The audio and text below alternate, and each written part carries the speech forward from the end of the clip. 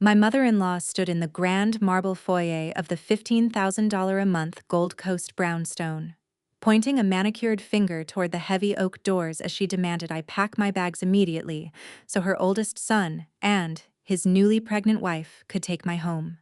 My husband, Donovan, stood quietly beside her, staring at the polished hardwood floor, offering a pathetic, silent endorsement of my eviction. They expected tears, desperate pleading, or a screaming argument about marital fairness. They wanted the satisfaction of watching me break under the weight of their fabricated aristocratic entitlement. I offered them absolutely nothing. As a 32-year-old Chief Risk Actuary, I do not react to emotional terrorism, I simply calculate the deficit. I kept my face a mask of cold, unreadable calm, turned my back on them, and dragged a heavy roll of packing tape across a cardboard box. The violent screech of the adhesive echoed off the vaulted ceiling, sealing my silence. 3 days later, I loaded my life into a moving truck and vanished without a forwarding address. They thought they had successfully discarded a financial leech, entirely unaware that the holding company controlling their pristine luxury lease belonged exclusively to me. Before I explain exactly how I mathematically dismantled their fake empire, let me know what city you are watching from in the comments below. Hit like and subscribe if you have ever had to teach a toxic family that silence is the deadliest weapon in the room. The heavy oak doors of the grand foyer had barely settled into their frames before the reality of my impending departure emboldened the parasites living under my roof. The very next morning, I sat inside my private home office on the second floor, a sanctuary defined by dark mahogany walls and absolute silence. I was reviewing the final quarterly projections for a hostile corporate acquisition on my encrypted laptop. The heavy brass handle of my office door suddenly turned. The door swung open with a violent thud against the wall. Sylvia marched into my private workspace with the unearned confidence of a monarch inspecting a conquered territory. She wore a pristine white cashmere sweater and a string of oversized pearls, her posture radiating arrogant entitlement. She did not bother to knock. She did not offer a polite greeting. She simply looked around the room with an expression of profound disgust, her eyes darting over my specialized equipment and the towering stacks of reference materials. "This entire room needs to be cleared out," Sylvia commanded, pointing a manicured finger toward my mahogany desk. She paced across the expensive woven rug, examining the space with a critical, invasive gaze. "The decorators are arriving on Thursday to paint the walls," she added, adjusting her heavy pearl necklace. I kept my eyes focused entirely on my laptop screen. I did not blink. I did not acknowledge her presence. My fingers continued to type a sequence of risk assessment formulas across the keyboard. My silence did not deter her. It only fueled her manufactured outrage. She marched directly to the edge of my desk, her expensive leather shoes clicking sharply against the polished hardwood floor. "Are you actively ignoring me in my son's house?" Sylvia hissed, her voice rising in pitch. She reached across the mahogany surface and slammed her palms against the stack of my most critical professional texts, with a single, aggressive sweep of her arms. She shoved the entire pile over the edge of the desk. The heavy, leather-bound volumes plummeted to the floor. The sound of thick spines and dense paper crashing against the hardwood echoed like gunshots in the quiet room. I stopped typing. I looked down at the fallen materials. Advanced Principles of Corporate Restructuring lay splayed open, its pages crinkled against the baseboards. Predictive Actuarial Risk Models was shoved under a leather armchair. These were not casual reading materials. They were the foundational texts of a career that generated the very wealth she was currently attempting to steal. "Donovan works entirely too hard to pay for this," Sylvia sneered, crossing her arms over her cashmere sweater. She took a deliberate step forward, planting her heel directly onto the cover of a loose operational binder. "Your little hobby books are a complete waste of space," she snapped, kicking the fallen binder toward the wall. A lesser woman might have shouted. A lesser woman might have stood up, her face flushed with indignation, and engaged in a bitter screaming match about boundaries and respect. I offered her absolutely nothing. I did not raise my voice. I did not clench my jaw. I simply reached forward and closed my laptop with a soft, definitive click. I stood up from my ergonomic chair, smoothed the front of my tailored trousers, and walked smoothly around the desk. I did not look at Sylvia. I knelt onto the polished hardwood floor, my movements completely unhurried, and reached for the nearest fallen textbook. "That is exactly right," Sylvia mocked, a triumphant smirk spreading across her face. She hovered over me, reveling in the false perception of my absolute defeat. "Pack up your little hobby and leave," she ordered. Turning her back to me entirely, I picked up the heavy volume on corporate restructuring. I smoothed the crinkled pages with absolute precision, wiped a speck of dust from the leather cover, and placed it meticulously inside my open leather briefcase. I reached for the next binder, stacking it perfectly on top of the first. I knelt there on the floor, projecting total submission to a woman who possessed the intellectual capacity of a gnat. While my right hand arranged the actuarial binders, my left hand slipped smoothly into the pocket of my trousers. I extracted my encrypted smartphone, keeping the device entirely concealed beneath the shadow of the desk. My thumb recognized the biometric scanner instantly, the screen illuminated with the secure interface of my Tier 1 banking portal. Sylvia thought she was watching a defeated woman pack away her trivial interests. She had absolutely no idea she was watching a Chief Risk Actuary arm a financial explosive. I bypassed the standard checking accounts and accessed the master ledger governing the operations of the luxury brownstone. For the past 4 years, I had quietly maintained the digital infrastructure of their pristine lives. I paid the exorbitant utility bills, the premium gigabit internet, and the crushing homeowner association fees through a series of automated digital drafts. The Mercer family had never once looked at a ledger. They assumed the lights simply stayed on because they deserved them. I navigated to the automated payment directory. I selected the municipal water and power account. I tapped the screen once. Terminated. I selected the premium fiber optic internet and the integrated security network. I tapped the screen a second time. Terminated. Finally, I scrolled down to the Luxury Homeowner Association portal, the account that mandated a devastating monthly fee to maintain the private gates and the manicured courtyards of the Gold Coast neighborhood. I highlighted the routing numbers tied to my unassailable corporate trust. I tapped the screen for the third and final time. Terminated. The automated drafts were permanently severed. I did not just cancel the upcoming payments. I deliberately wiped my routing data from the property management systems, leaving a massive, gaping financial void in my wake. The systems were programmed to pull their required funds at midnight. When they found my accounts missing, the automated protocols would aggressively default to the secondary billing contact listed on the lease assumption documents. The secondary contact was Donovan Mercer. I locked the encrypted smartphone and slipped it back into my pocket. I finished stacking the last of my proprietary risk management binders into my leather briefcase. I snapped the brass locks shut, the sharp metallic sound cutting through the tension in the room. I stood up, gripping the heavy leather handle. I looked directly at Sylvia. Her triumphant smirk remained plastered across her face, completely oblivious to the financial guillotine suspended directly above her son's neck. "The room is entirely yours, Sylvia," I stated, my voice echoing with a chilling, hollow calm. I walked past her, my shoulder brushing lightly against her cashmere sweater, and stepped out into the hallway. I left her standing alone in the dark mahogany office, surrounded by the empty space she had so aggressively demanded. The domino effect initiated with terrifying velocity. It took exactly 18 hours for the reality of my silent keystrokes to crash into Donovan's fabricated universe. The following morning, I sat at the kitchen island of my temporary corporate apartment in the Loop, sipping a cup of black coffee while reviewing the digital fallout on my secure dashboard. At precisely midnight, the municipal utility systems and the homeowner association portal had executed their automated sweeps.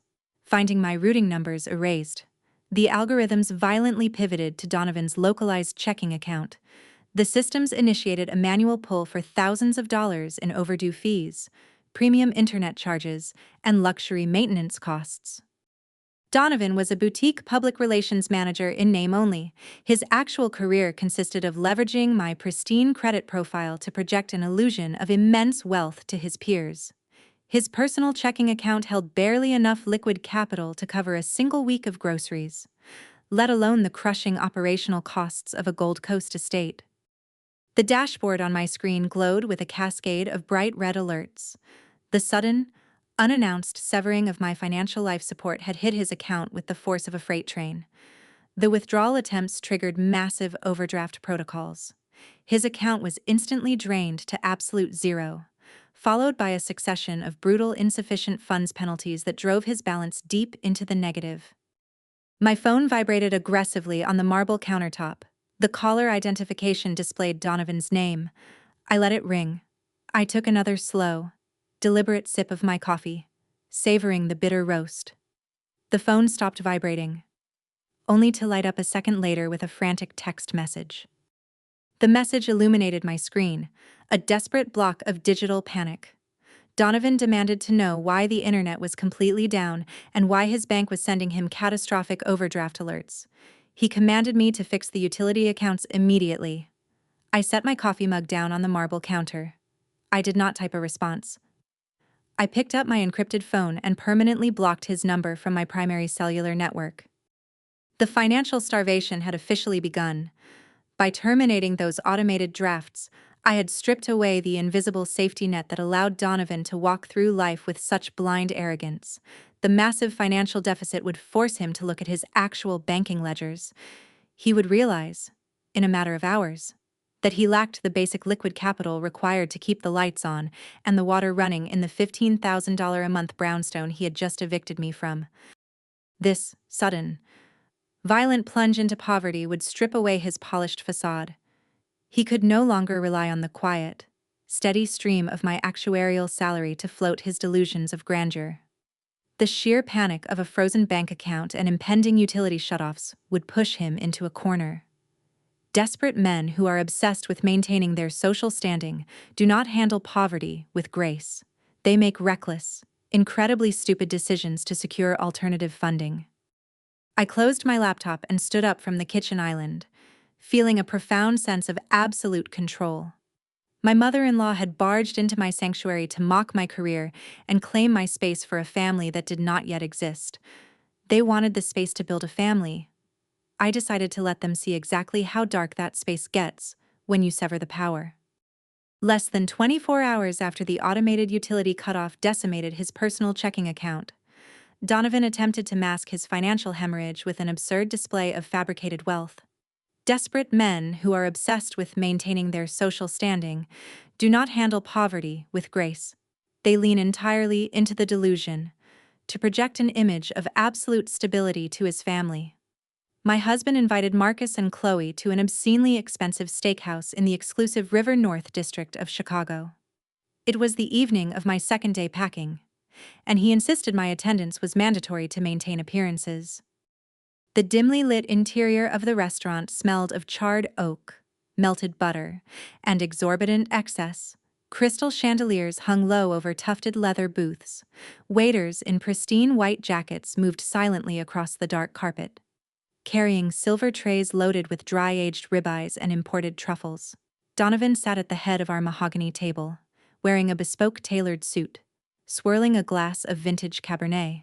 He was actively ignoring the catastrophic overdraft alerts that I knew were currently pinging his blocked cellular device.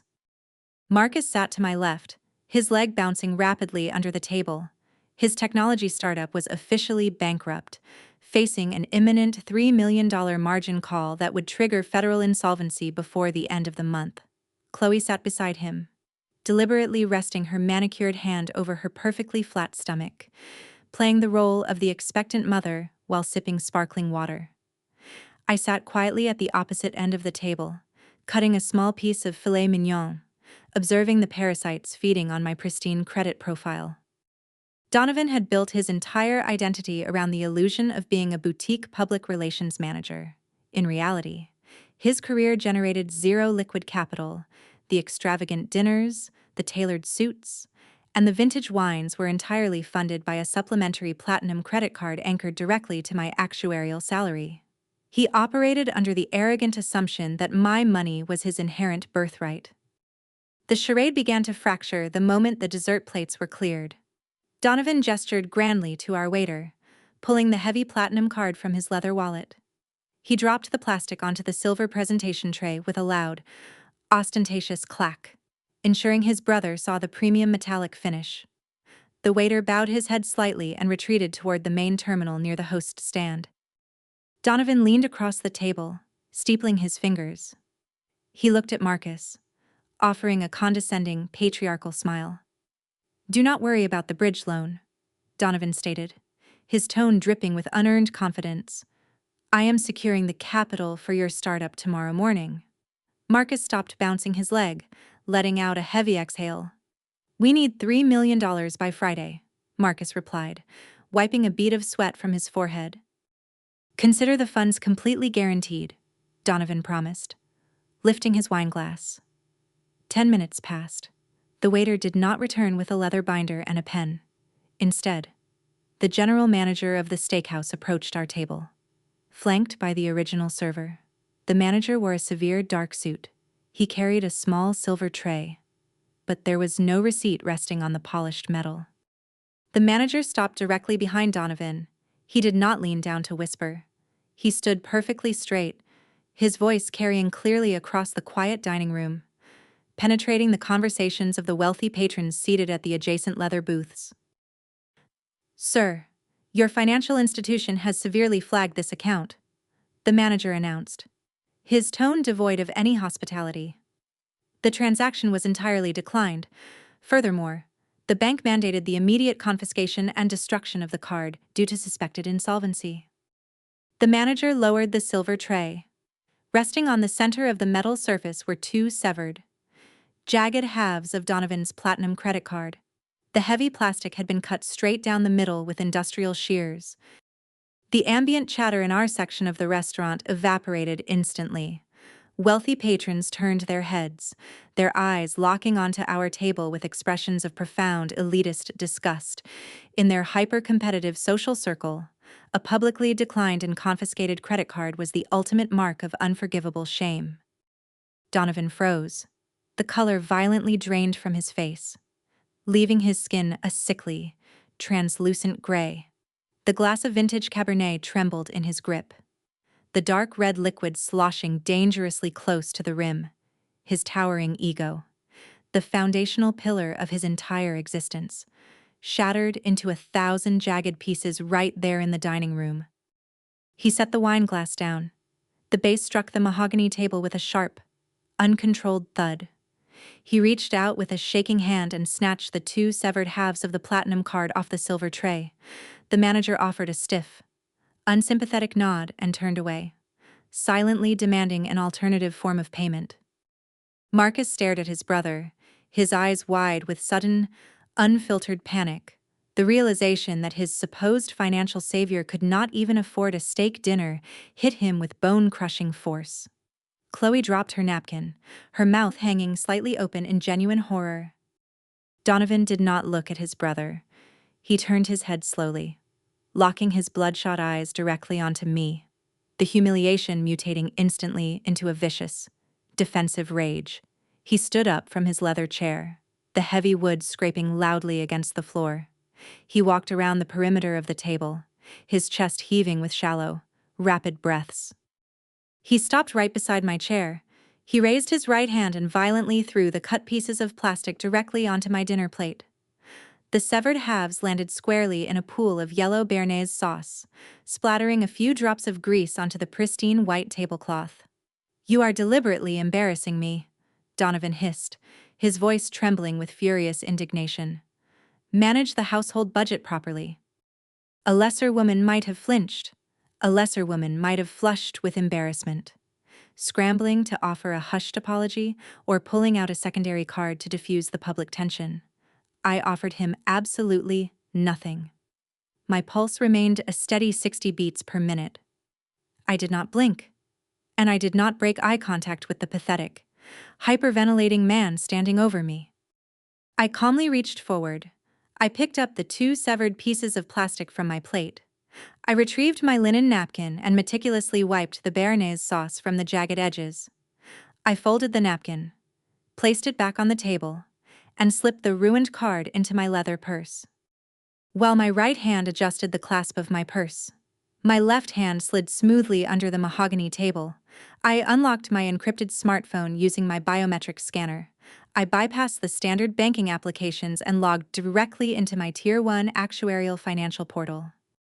The screen illuminated with the administrative controls for my personal wealth infrastructure. The bank had placed a temporary algorithmic freeze on the platinum card due to the sudden, chaotic overdrafts stemming from his depleted checking account. A simple tap of a button could override the freeze and restore the balance. I did not tap the override button. I navigated to the authorized user directory. I highlighted Donovan's full legal name. He had operated under the protective umbrella of my pristine credit profile for 4 years, utilizing a $50,000 emergency limit to fund his delusions of grandeur. I tapped the screen once, initiating a permanent deletion protocol. I vaporized his $50,000 emergency credit line entirely. The digital cord was permanently severed. I locked my phone and placed both of my hands neatly on the table. I looked up at Donovan. His jaw was clenched so tightly the muscles twitched beneath his skin. He was waiting for me to fix the situation, expecting me to quietly hand the waiter a different card to absorb his humiliation. I remained perfectly still, radiating a cold, impenetrable silence. The realization hit Donovan like a physical blow to the stomach. Without my active intervention, he was completely exposed. He reached into the inner pocket of his tailored suit jacket, his fingers fumbling with his leather wallet. He extracted a plain blue debit card tied to his dwindling, localized secret reserves. The same account I had mathematically starved by severing the utility drafts just hours prior. He handed the debit card to the waiter without making eye contact. The waiter processed the transaction in silence. When the receipt printed, Donovan stared at the remaining balance on the slip. His posture collapsed inward, stripped of his supplementary credit. The extravagant dinner bill had just devoured the last remaining drops of his liquid cash. He was completely, undeniably bankrupt. Marcus watched the entire exchange, the blood rushing out of his face. He leaned across the table, gripping the edge of the wood with white knuckles. "Donovan, what is happening?" Marcus whispered, his voice cracking with sheer terror. "What about my $3 million bridge loan?" Donovan did not answer. He stared blankly at the empty wine glasses on the table. The financial starvation had reached its critical mass. The brothers suddenly understood the catastrophic reality of their situation. The marital wealth they had relied upon stemmed entirely from my corporate discipline, not Donovan's phantom career. With my financial safety net permanently withdrawn, they were trapped in a rapidly accelerating freefall. The sheer panic of facing total ruin would push them away from petty arrogance and directly toward criminal desperation. They would be forced to seek outside capital immediately, setting the stage for a massive federal felony. I took a slow sip of my sparkling water, relishing the profound quiet that had settled over our table. He threw the card, expecting me to absorb the humiliation instead. I absorbed his entire financial safety net. The ledger always balances. The morning after the catastrophic steakhouse dinner, the atmosphere inside the $15,000 a month brownstone shifted from arrogant entitlement to silent desperation. I remained on the second floor, finalizing the logistics of my departure. The movers were scheduled to arrive in less than 24 hours. I stood in the center of the master suite, carefully placing my tailored suits into a heavy canvas wardrobe box. I stepped into the ensuite bathroom to retrieve my travel cosmetics. When I walked back into the bedroom, the heavy oak door was slightly ajar. The space was completely silent, but the ambient energy of the room had been disturbed. I turned my head toward the mahogany nightstand. A small, dark velvet box rested on the polished wood. The lid was flipped open. The interior silk cushion was entirely empty. Missing from the box was a vintage emerald ring. It was a massive, flawless Colombian stone set in platinum, a family heirloom of immense value passed down through 3 generations of my bloodline. A lesser woman might have rushed into the hallway, pounding on doors and screaming accusations at her in-laws. I did not raise my voice. I did not rush. I set my cosmetic bag down on the mattress. The Mercer family lacked the intelligence required to execute a discreet theft.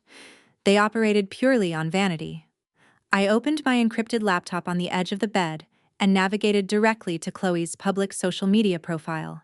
My sister-in-law was a wellness and lifestyle influencer.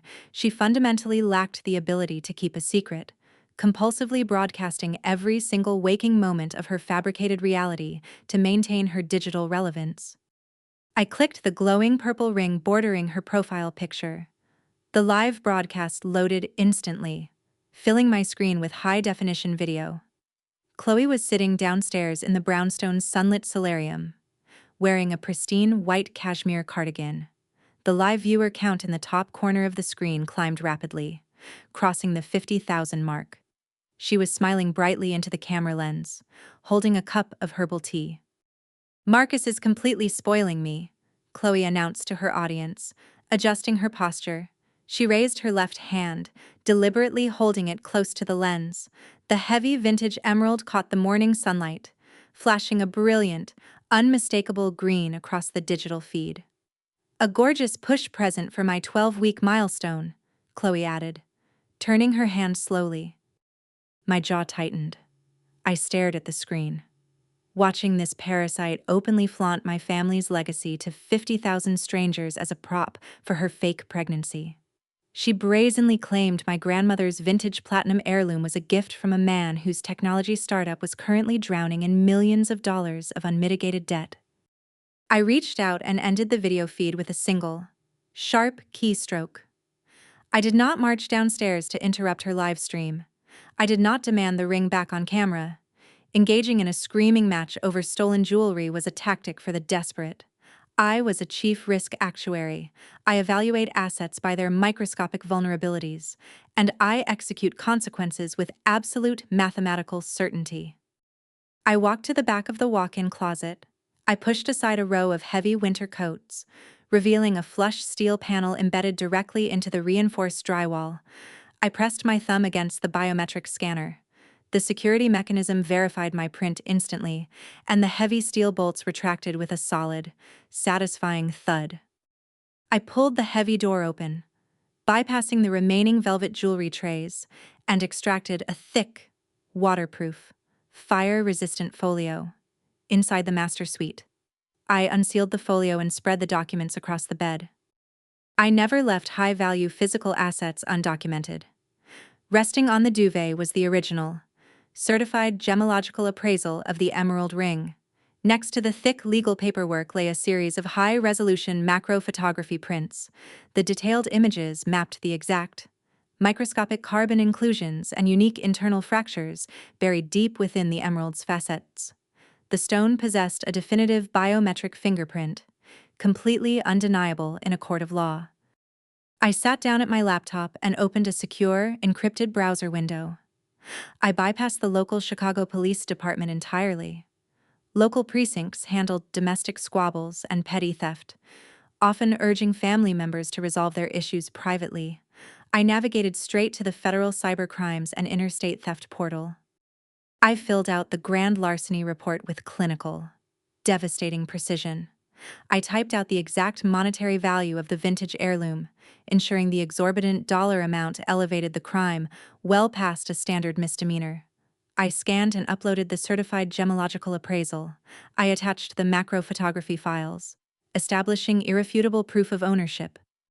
Finally, I uploaded a time-stamped screen recording of Chloe's live broadcast, capturing the exact moment she claimed the stolen asset as her own. I clicked the final submission button. The federal portal processed the data, generating a glowing green confirmation code across my screen. The trap was officially locked. By submitting the highly detailed federal report, I initiated a catastrophic digital domino effect. The automated federal systems immediately generated an active felony flag for grand larceny because I anchored the police report directly to the residential address. The system automatically blanketed the entire property across national databases. I calmly locked the remaining documents back inside my biometric safe. I closed the heavy steel door. Listening to the bolts slide securely back into place, I picked up a roll of heavy packing tape and returned to my canvas wardrobe boxes. Perfectly content to wait for the blast radius to reach the ground floor. It took exactly 4 hours for the invisible federal collar to choke the life out of Marcus's corporate ambitions. Later that afternoon, I was sitting at the kitchen island, sipping a glass of iced water. Heavy, frantic footsteps pounded against the hardwood floors of the grand foyer. The heavy oak front doors slammed shut with enough force to rattle the antique windows. Marcus stormed into the hallway, his face entirely drained of color. He was clutching a sleek digital tablet against his chest, breathing in rapid, shallow gasps. Donovan stepped out of the adjacent formal living room, his tailored suit wrinkled from a day of fielding catastrophic overdraft alerts. The venture capital firm locked us out. Marcus gasped, leaning heavily against the doorframe. Donovan froze, his eyes widening in sudden panic. "Explain the problem right now," Donovan demanded, stepping closer to his brother. "They ran the final corporate compliance check," Marcus whispered, his hands trembling violently. A thick bead of cold sweat slid down the side of Marcus's neck. He gripped the edges of his digital tablet so hard the plastic casing creaked under the pressure. "There is a federal felony flag on our address," Marcus stated, his voice cracking with pure terror. I took a slow, deliberate sip of my iced water. The ice cubes clinked softly against the glass, the only sound breaking the heavy silence in the corridor. "They terminated the application entirely," Marcus added, dropping the tablet to his side. The brothers stared at each other in the hallway, completely paralyzed by the sudden obliteration of their financial lifeline. Marcus's technology startup was facing an imminent $3 million margin call. He had spent the entire morning begging a traditional venture capital firm for a standard bridge loan to save his bankrupt company. But traditional banking institutions utilize automated federal compliance software. The moment the venture capital firm scanned his residential address, Chloe's grand larceny investigation triggered an immediate, non-negotiable rejection. They were officially blacklisted from the legal financial system. Donovan ran a trembling hand through his hair, his posture collapsing under the weight of the realization. Without access to legitimate corporate funding, they were completely out of options. The sheer panic of facing total federal insolvency would force them into a desperate corner. The locked background check guaranteed that Marcus would have to bypass legal banking channels entirely. They would be forced to seek highly fraudulent, criminal alternatives to secure the $3 million bailout they so desperately needed. I set my glass down on the marble countertop. I did not offer a word of sympathy. I simply turned my back on them and walked up the grand staircase to finish packing the last of my boxes. Chloe thought she stole a beautiful prop for her social media fantasy. She actually put a federal tracking collar right around her husband's neck. The silence of the luxury brownstone that evening was incredibly heavy, completely saturated with the undeniable stench of impending financial ruin. The active federal flag anchored to the property had completely suffocated Marcus's ability to secure legitimate venture capital. His failing technology startup was officially backed into an inescapable corner, with a catastrophic $3 million margin call looming right over his head. The brothers were trapped, pacing the hardwood floors like desperate animals looking for a broken fence. I did not stay upstairs in the master suite to listen to their panicked, chaotic whispering.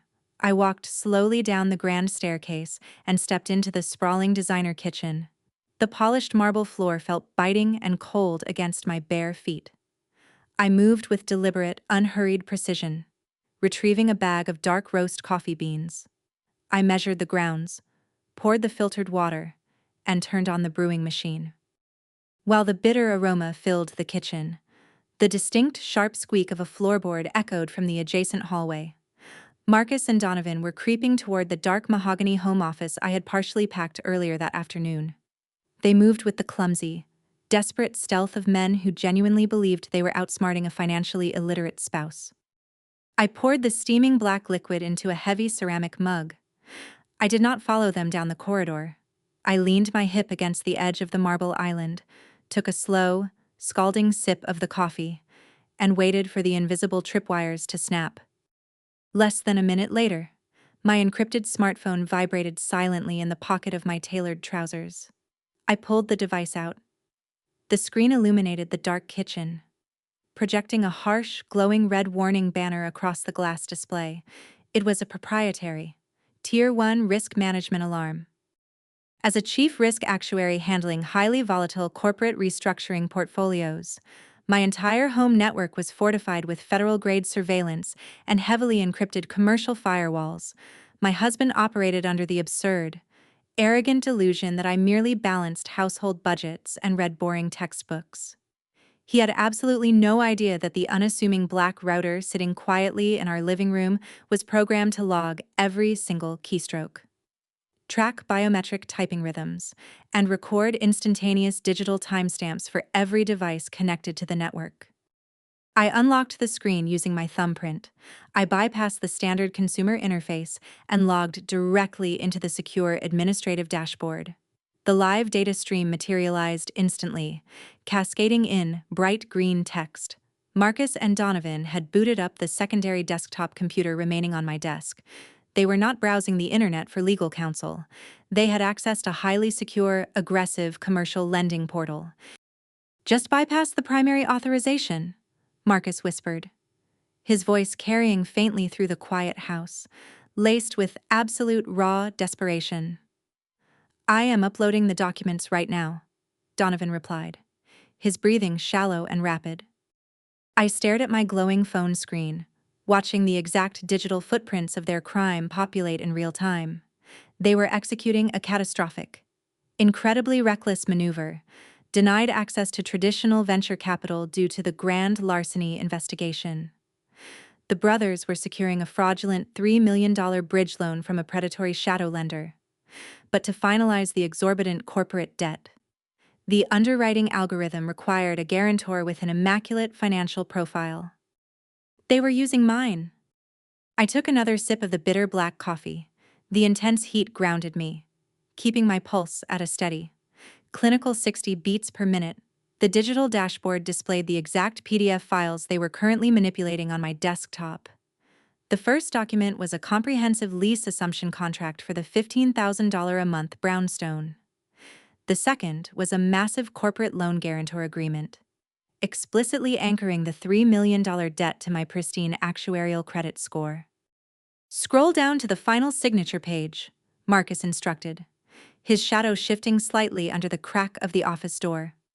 "I have the digital signature template ready," Donovan answered, a sickening layer of triumphant relief creeping into his tone. A lesser woman would have dropped her coffee mug. A lesser woman would have charged down the hallway, thrown open the heavy oak door, and screamed at her husband to step away from the computer immediately. I offered them absolutely no interruption. I stood perfectly still in the dark kitchen, the ceramic mug warming my palms, and deliberately allowed the fraudulent transaction to process. On my encrypted screen, the digital cursor moved rapidly across the electronic paperwork. Donovan applied the forged rendering of my legal signature directly to the bottom of the lease assumption agreement. 5 seconds later, he stamped the exact same forged signature onto the $3 million corporate bridge loan. "Hit submit and clear the cache," Marcus commanded, letting out a heavy, exhausted exhale. They thought they had just saved their crumbling empire. They thought they had successfully bypassed the federal blockade by anchoring their bankrupt technology startup to my flawless financial history. They were entirely oblivious to the microscopic, inescapable digital net I was currently pulling tight right around their necks. The exact moment they clicked the final submission button, I executed my tactical counter. I did not raise my voice. I did not march into the room to confront them. I tapped a sequence of highly classified override commands into my encrypted phone. I remotely accessed the primary network router and initiated a total forensic data extraction protocol. I silently archived the exact internet protocol addresses tied to the desktop computer. I captured the absolute digital timestamps down to the exact millisecond. I pulled the biometric keystroke data, establishing irrefutable mathematical proof that the typing speed, rhythm, and pressure applied to the keyboard did not match my historical actuarial profile. The collected data provided undeniable, court-admissible evidence that Donovan and Marcus were the individuals physically sitting at the terminal. I watched the green loading bar on my smartphone screen fill rapidly, locking the archived data into an impenetrable, encrypted offshore vault. The brothers walked out of the home office, closing the mahogany door with a soft, dismissive click. They retreated toward the formal living room, their footsteps significantly lighter. Their posture radiated the unearned, pathetic arrogance of men who genuinely believed they had just pulled off the perfect corporate crime.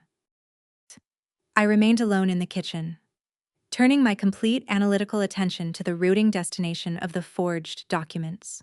The shadow lending institution processing the $3 million bridge loan was not localized within the city limits of Chicago. The financial server receiving their paperwork was legally registered to a corporate holding entity located in the state of Delaware. The sheer magnitude of their stupidity washed over me, chilling my blood in the most satisfying way possible. By permitting the fraudulent documents to be transmitted across state lines to a Delaware corporate entity, I mathematically elevated their localized theft into a massive federal wire fraud conspiracy. Forgery within the state of Illinois was a serious civil and criminal issue, but transmitting a forged guarantor document for $3 million across digital state lines triggered immediate, non-negotiable federal jurisdiction under Title 18 of the United States Code. I set my empty coffee mug down on the polished marble countertop. The ceramic base clicked sharply against the hard stone, echoing slightly in the vast kitchen. The domino effect was permanently locked into place. The brothers had successfully secured their toxic, desperate bailout, but in doing so, they had anchored themselves to a crushing debt they could never repay and a federal crime they could never erase. They had locked themselves into a massive federal trap from which there was absolutely no legal escape. I slipped the encrypted phone back into the deep pocket of my trousers. The archived digital logs sitting quietly in my secure server were the exact pieces of ammunition I needed to execute the impending climax. I did not feel a single ounce of pity for the men celebrating in the next room. They thought forging my name was their ultimate salvation. They did not realize they were meticulously signing their own federal execution orders. Less than 12 hours after Marcus and Donovan secured their fraudulent $3 million bridge loan, Sylvia decided to celebrate their fabricated victory. The following morning, the grand marble foyer of the luxury brownstone was completely overrun. Sylvia was hosting an extravagant baby shower for Chloe, acting as the triumphant matriarch claiming her newly conquered territory. The air inside the massive residence was thick with the suffocating scent of imported white lilies and expensive catered cuisine. A string quartet played a bright, lively symphony in the corner of the formal living room. Dozens of wealthy Chicago socialites mingled near the towering floral arrangements, holding crystal champagne flutes and admiring the illusion of the Mercer family wealth. Chloe sat in a tufted velvet chair, resting her hands over her perfectly flat stomach, soaking in the unearned admiration of the elite guests. I remained entirely out of sight in the rear guest bedroom on the ground floor. The professional movers had already loaded my furniture and heavy boxes into their truck the previous afternoon. I stood beside my final canvas travel bag, meticulously folding a tailored charcoal blazer. I did not feel a single ounce of sorrow for leaving the property. I was simply clearing the blast radius before the impending financial detonation. The heavy wooden door of the guest room suddenly pushed open. A tall man wearing a sharp black suit and a highly agitated expression stepped over the threshold. He was the head vendor for the elite catering company Sylvia had hired. He held a thick leather folio tightly against his chest, his breathing rapid and uneven. "Your mother-in-law directed me to this room," the caterer stated, his jaw clenched tight with professional irritation. He stepped forward and thrust a heavily itemized invoice directly toward my chest. The paper was covered in line items for premium caviar, imported truffles, and vintage champagne. "I need a credit card for $50,000 immediately," he demanded, tapping the exorbitant total printed at the bottom of the page. Sylvia was attempting one final, arrogant maneuver, She wanted to entertain Chicago's elite high society in the grand foyer while simultaneously sticking me with the massive catering bill in the back room. She genuinely believed my silence over the past 3 days was a sign of absolute submission. She assumed I would blindly hand over my corporate card just to avoid a confrontation. A lesser woman might have panicked. A lesser woman might have engaged in a bitter screaming match with the aggressive vendor, desperately trying to explain the toxic family dynamic. I did not raise my voice. I did not flinch. I calmly set my folded blazer inside my travel bag and pulled the heavy brass zipper closed with a smooth, definitive metallic slide. I turned to face the agitated caterer. I reached into my leather briefcase and extracted a thick, certified legal packet. "I am no longer a resident of this property," I answered quietly. I handed him the crisp legal document. It was the certified, notarized lease termination agreement. I deliberately pointed my index finger to the second page. The legal text clearly mandated that my name was officially removed from the lease, transferring sole financial liability for the premises and any unapproved events directly to the remaining occupants. The head caterer scanned the dense legal terminology. The aggressive posture instantly drained from his shoulders. He realized he was holding an undeniable legal shield protecting me from any financial obligation to his company. I reached down and gripped the telescopic handle of my canvas travel bag. I walked smoothly past him, stepping out of the guest room and heading down the corridor toward the rear exit. I paused at the edge of the hallway, concealing myself in the shadows of the mahogany staircase, the domino effect initiated with ruthless efficiency. Armed with the legal documents, the head caterer marched straight back into the center of the grand foyer. He bypassed the velvet ropes and intercepted Sylvia just as she was raising a crystal flute to toast Chloe's fake 12-week pregnancy. He did not ask for a private conversation. He stepped directly into the tight circle of elite socialites. "You are the sole responsible party for this invoice," the head vendor announced loudly, extending the leather folio. The string quartet faltered, missing a sharp note. The surrounding guests stopped their polite chatter. The ambient noise of the party evaporated into a dense, uncomfortable silence. "We require $50,000 right now," he added, his voice projecting across the quiet room. Sylvia froze completely. Her manicured fingers trembled violently against the stem of her crystal glass. Her face flushed a deep, sickly shade of crimson. Her social standing was her absolute lifeline. Being exposed as a financial fraud in front of her wealthy peers was a fate exponentially worse than physical pain. She looked frantically toward the hallway, expecting me to step out and absorb the humiliation. I remained perfectly still in the shadows. Sylvia had no liquid cash. I had permanently severed Donovan's supplementary credit cards, and his personal checking account was drowning in overdraft fees. Marcus was entirely bankrupt, desperately waiting for his fraudulent loan to clear the Delaware holding company. A thick bead of sweat broke loose from Sylvia's hairline. She set her champagne flute down on a passing silver tray with a sharp, uncontrolled clack. She grabbed the caterer by the elbow and practically dragged him away from her staring guests, pulling him aggressively through the swinging doors of the designer kitchen. Chloe remained frozen in her velvet chair, staring blankly at the floor. I turned my back on the pathetic spectacle. I walked out the rear exit, loaded my travel bag into the trunk of a waiting town car, and left the Gold Coast neighborhood entirely. 30 minutes later, the town car dropped me off at a towering glass high-rise in the Loop. I took the private elevator up to my unlisted corporate apartment. The space was a stark contrast to the chaotic brownstone. It featured slate floors, floor-to-ceiling windows, and absolutely no parasites. It was a sterile, silent fortress. I walked directly to the kitchen island, opened my encrypted laptop, and logged into my proprietary risk management dashboard. My preemptive execution of the lease termination had worked flawlessly. By legally removing myself from the property's liabilities, I forced the immediate financial burden squarely onto the antagonists. But I knew Sylvia Mercer. I knew she would never allow a vendor to humiliate her publicly without paying the bill. I just needed to know exactly which illegal avenue she took to secure the missing funds. Because Marcus and Donovan had utilized my home network to forge the massive corporate loan the night before. My software maintained an active, deeply encrypted surveillance tether on the brownstone's internet protocol router. I accessed the live data stream. I filtered the network traffic, isolating Sylvia's personal mobile device.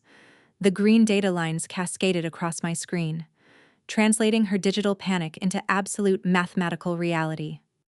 Trapped in the kitchen with the furious caterer, Sylvia had bypassed her empty personal checking accounts. She had accessed the protected financial portal for her localized charity foundation. As a board director, she held the administrative keys to a highly regulated escrow account holding philanthropic donations meant for underprivileged community programs. I watched the exact keystrokes register on my screen. Sylvia manually authorized an immediate, non-reversible wire transfer of $50,000. She routed the money directly from the charity's protected escrow account straight into the catering company's merchant terminal. I sat back in my ergonomic chair, staring at the digital confirmation receipt glowing on my monitor. The sheer audacity of her crime was breathtaking. Embezzling $50,000 from a registered nonprofit organization to pay for a private family party was not a simple accounting error. It was a massive federal felony carrying a devastating mandatory minimum sentence. I silently archived the exact routing numbers, the digital timestamps, and the specific internet protocol address of her mobile device. I bundled the raw data into an impenetrable encrypted file. My execution of the lease termination had not just saved me from an exorbitant catering bill, it had served as a psychological vice, squeezing Sylvia until she made a catastrophic, irreversible mistake. Sylvia's panicked wire transfer provided the exact digital fingerprint of embezzlement I needed to completely destroy her public life. I closed my laptop with a soft, satisfying click. I walked over to the floor-to-ceiling windows and looked out over the sprawling Chicago skyline. She wanted to throw a party with my money. Instead, she bought herself a one-way ticket to a federal audit. You only own what you can afford to lose. The relentless vibration of my encrypted smartphone against the polished slate kitchen island broke the absolute silence of my corporate apartment. The sun was just beginning to rise over the Chicago skyline, casting long, sharp shadows across the floor-to-ceiling windows. I did not rush to answer the device. I deliberately poured a steady stream of hot black coffee into a heavy ceramic mug. Watching the dark liquid settle, the phone continued to buzz, spinning slightly on the smooth stone surface. I picked up the device and unlocked the biometric scanner. The screen illuminated with dozens of frantic notifications, emboldened by her ability to temporarily silence the catering vendors with stolen money. Sylvia had spent her entire night launching a highly coordinated, vicious smear campaign across her elite social media networks. She was a woman who valued public perception over oxygen, and she was currently attempting to permanently annihilate my personal and professional reputation. I opened her primary public profile. Sylvia had posted a lengthy, entirely fabricated narrative accompanied by a black-and-white photograph of Donovan looking despondent. She typed a sprawling caption claiming that I was a financially abusive, barren woman who had cruelly abandoned her oldest son in his darkest hour of need. She completely inverted reality, painting herself and Donovan as the tragic victims of a heartless corporate leech who refused to contribute to the family legacy. The comment section was a toxic wasteland of aristocratic outrage. Dozens of wealthy Chicago socialites, the exact same people who had just consumed $50,000 worth of stolen caviar at her baby shower, flooded the post with vitriol. They left scathing remarks demanding that I be ostracized from the city. They tagged prominent corporate boards, attempting to completely sever my professional network. Sylvia was banking on the assumption that public humiliation would force me into a desperate, groveling submission. My phone vibrated again, instantly overriding the social media application with an incoming call from Donovan. He was undoubtedly calling to gloat, expecting to hear me weeping over the coordinated character assassination. I tapped the green icon and brought the speaker to my ear. I did not offer a greeting. "You need to issue a public apology immediately," Donovan demanded, his voice thick with a pathetic, manufactured authority. My mother is destroying you online. I took a slow, scalding sip of my black coffee. You are completely ruined in this city, Donovan pressed, his breathing rapid and erratic. Transfer $15,000 to my checking account right now, and I will personally tell her to delete the posts. Your mother is exceptionally loud this morning, I replied, my voice projecting a hollow, terrifying calm. She is holding all the cards, Donovan sneered, tapping something hard against a table on his end of the line. Pay the rent money, or she will make sure you never work as an actuary again. I do not negotiate with fictional leverage, I stated flatly. I lowered the phone and severed the connection, permanently blocking his incoming channel. I did not feel a single ounce of panic. I did not shed a tear. And I certainly did not type a frantic, defensive public statement. Engaging in a petty social media screaming match was a tactic reserved for the desperate and the weak.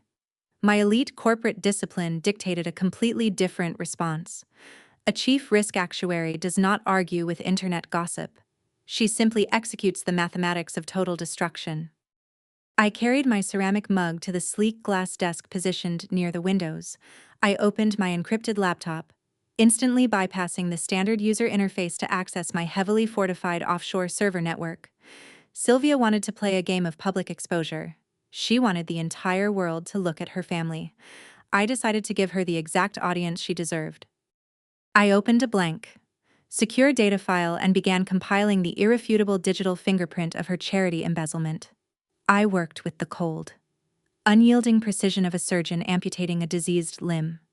First, I extracted the heavily itemized catering invoice. I attached the certified lease termination document that proved Sylvia was the sole liable party for the $50,000 debt. Next, I accessed the high-definition security cameras concealed within the masonry of the brownstone foyer. I pulled the time-stamped audiovisual recording of the head caterer aggressively confronting Sylvia in the middle of her wealthy peers. The footage perfectly captured her panicked, desperate expression as her social standing threatened to collapse. Finally, I loaded the absolute kill shot. I embedded the exact routing numbers, the digital timestamps, and the specific internet protocol address from the unapproved wire transfer she had executed on her mobile device. The data mathematically proved that Sylvia had knowingly siphoned $50,000 directly from her charity foundation's protected philanthropic escrow account to silence a private party vendor. I sealed the comprehensive dossier with federal-grade encryption. I did not send this file to a local police precinct. Local detectives handled domestic disputes and petty thefts. I accessed the highly secure, anonymous whistleblower portal for the white-collar crime division of the Internal Revenue Service.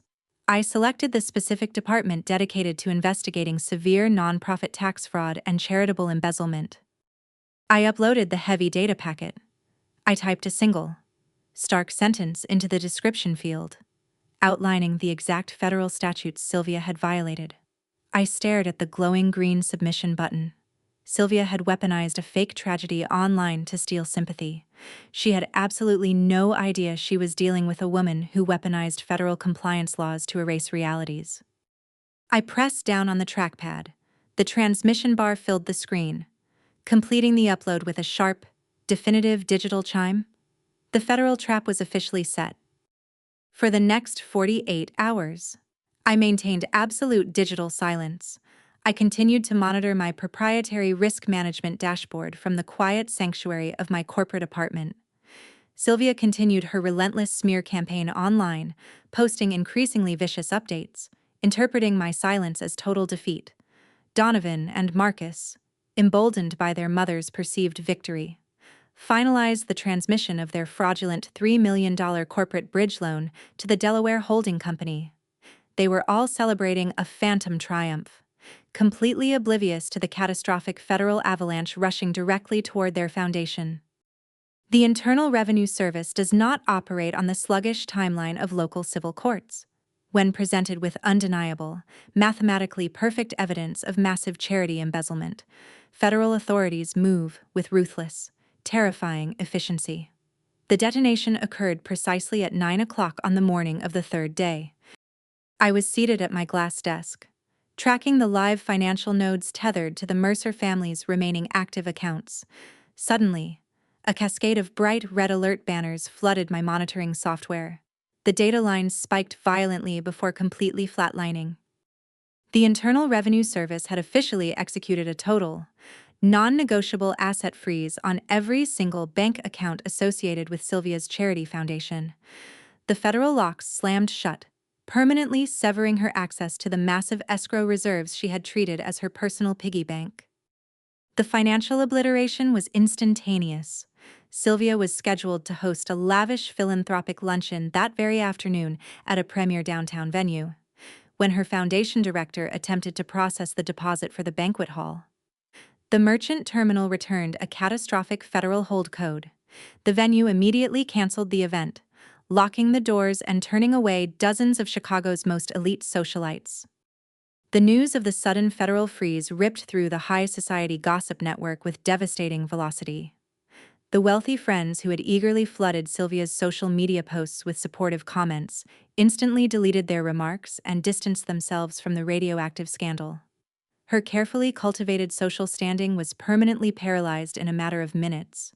She was no longer a respected matriarch. She was an active federal suspect facing an impending criminal audit.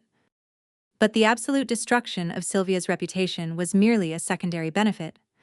The true tactical victory lay in the collateral damage inflicted upon Donovan and Marcus. By triggering the federal freeze on the charity's accounts, I had effectively vaporized the Mercer family's final, desperate line of emergency credit. If their fraudulent $3 million corporate loan hit a snag, or if the Delaware shadow lender demanded an immediate good faith deposit, the brothers would naturally turn to their mother's philanthropic reserves for a secret bailout.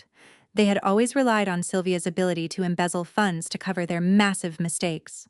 I had just slammed an impenetrable steel vault door directly over their only escape hatch. The brothers were now entirely isolated, drowning in catastrophic debt, and completely cut off from any external financial rescue. They were locked in a sinking ship, and I had systematically removed every single life jacket from the vessel. My phone vibrated softly against the glass desk. It was an automated alert confirming that Sylvia's personal credit profiles were now being heavily flagged by federal auditing algorithms. I set my ceramic coffee mug down on the smooth surface. The heavy base struck the glass with a sharp, satisfying clack. I leaned back in my ergonomic chair, watching the red lines of the federal freeze solidify across my digital dashboard. She tried to destroy my reputation with cheap internet gossip. I destroyed her reality with undeniable federal mathematics. The profound silence of my unlisted corporate apartment in the Loop shattered exactly 3 hours after the federal freeze locked down the charity accounts. I was sitting at my sleek glass desk, surrounded by floor-to-ceiling windows that offered a commanding view of the Chicago skyline. I was finalizing the quarterly risk projections for Thorn Capital, meticulously adjusting the algorithmic models on my encrypted laptop, when a series of violent, heavy blows struck my reinforced steel front door. The impacts were not the polite, measured knocks of a building concierge or a delivery driver. They were frantic, aggressive strikes designed to intimidate and terrify. I did not jump out of my ergonomic chair. I simply closed my encrypted laptop with a soft, definitive click and stood up. I walked slowly across the cold slate floors of the living room, my bare feet making absolutely no sound. The heavy pounding resumed, rattling the brass fixtures of the deadbolt and vibrating through the solid frame. "Open this door right now!" Donovan screamed, slamming his fist against the thick wood. He kicked the bottom of the door, his leather shoe scuffing the painted metal. "I know you are in there," Donovan hissed, his breathing ragged and uneven. My unlisted corporate apartment was designed to be an impenetrable fortress. The building required biometric scanning at the lobby and a customized keycard for the private elevators. Donovan had to have spent hours waiting in the adjacent alleyway, slipping through a side maintenance door when a contractor exited the premises. His sheer desperation had fueled a reckless physical intrusion, proving exactly how effectively my financial starvation tactics were working. He was no longer trying to protect his social standing. He was fighting for his basic survival. The sudden vaporization of his mother's embezzled charity funds had completely severed his final financial lifeline. He was drowning in overdraft fees, and the sheer terror of absolute poverty had driven him to physically hunt me down. "Transfer the $15,000 rent payment immediately," Donovan commanded, rattling the brass handle violently. I stopped 3 feet away from the entryway. Crossing my arms over my tailored silk blouse, I did not reach for the deadbolt. I did not raise my voice to argue. I stood perfectly still, watching the heavy brass doorknob tremble under his desperate, erratic assault. "I am serving you with a brutal lawsuit," Donovan threatened, his voice cracking slightly.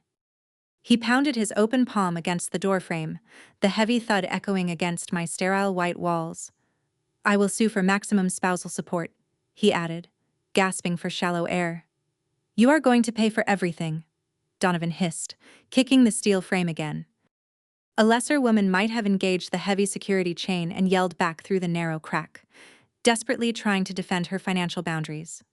I offered him absolute, chilling silence. His threats of a spousal support lawsuit were entirely baseless, built on the arrogant delusion that he still held a shred of legal leverage.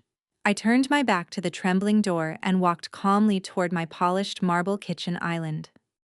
Resting on the cool stone countertop was a single, thick manila envelope. I had prepared this specific document the very night he and Marcus utilized my home network to execute their massive corporate forgery. I picked up the heavy envelope and walked methodically back to the entryway. Inside the thick paper sleeve rested the genuine, unredacted lease ledger for the Gold Coast brownstone. The document clearly displayed the exact digital timestamps, the archived Internet Protocol addresses, and the biometric keystroke data I had silently captured from their session. At the very bottom of the heavy contract sat Donovan's perfectly forged rendering of my signature, illegally assuming the massive corporate debt and the $15,000 monthly rent. I retrieved a bright yellow sticky note from my pocket and a black felt-tip pen. I pressed the note against the smooth marble wall and wrote a single, highly clinical sentence. I stated that because he had officially and legally assumed the lease through a digital transmission across state lines, he was now personally and solely liable for the crushing monthly debt. I made sure my handwriting was perfectly legible, devoid of any emotional tremor. I peeled the yellow square off the wall and pressed it firmly onto the center of the unredacted ledger, right above his fraudulent signature. I slid the paperwork back into the manila envelope. I deliberately did not seal the brass clasp on the flap, ensuring he could access the devastating information without a single second of delay. Donovan struck the door again. The impact was significantly weaker this time, his physical stamina rapidly failing under the crushing weight of his unmitigated panic. "You cannot hide from this," Donovan panted, resting his forehead heavily against the exterior wood. I crouched down onto the slate floor, keeping my knees perfectly aligned and my breathing steady. The reinforced steel door featured a thin, half-inch gap above the threshold weather stripping. I aligned the edge of the thick manila envelope with the narrow opening.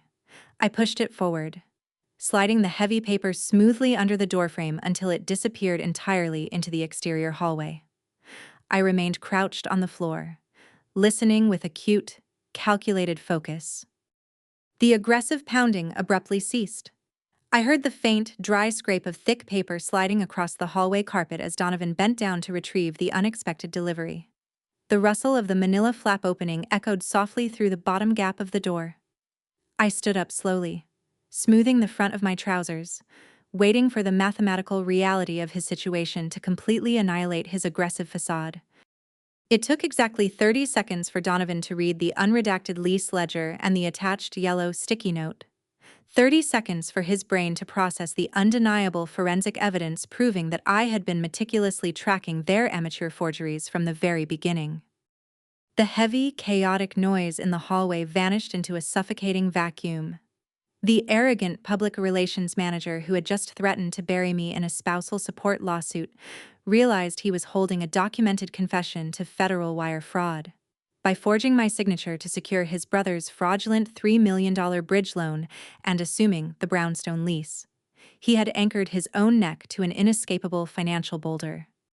No, Donovan whispered, his voice incredibly thin and reedy through the wood.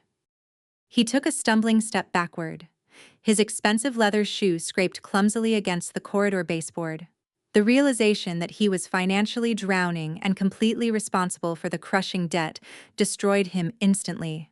His mother's charity accounts were currently frozen by federal auditors.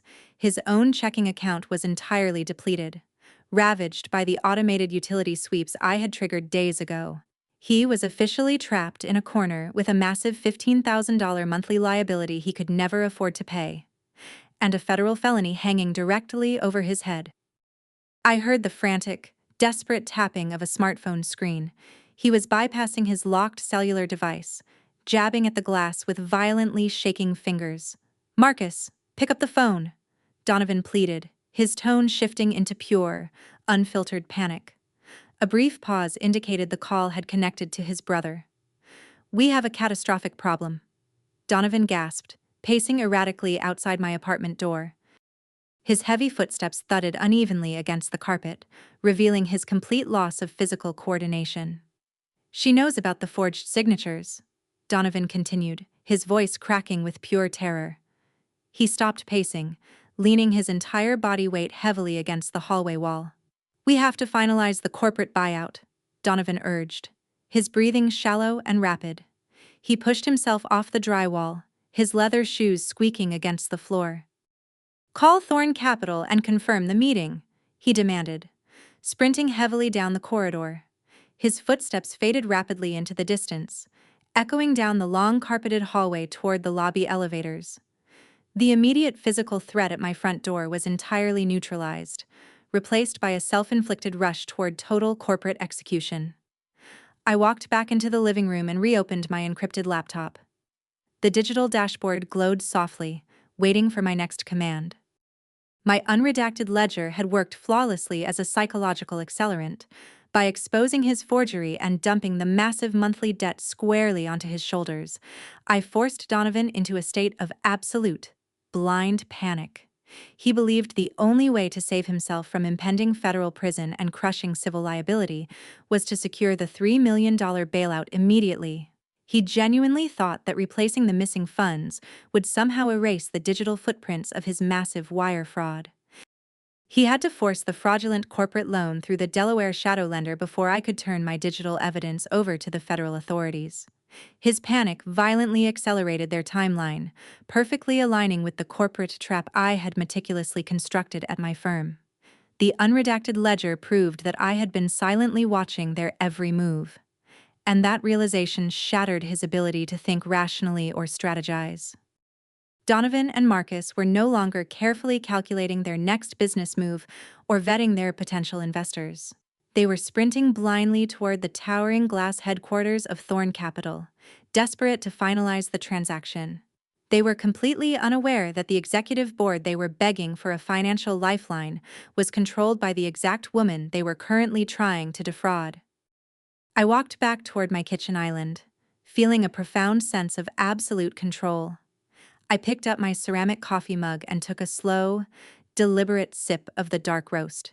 He came to my door demanding a financial lifeline. I slipped him the anchor that would drag him straight to the bottom of the ocean. Donovan's panicked, frantic retreat down my apartment hallway was merely the precursor to the absolute destruction waiting for his older brother.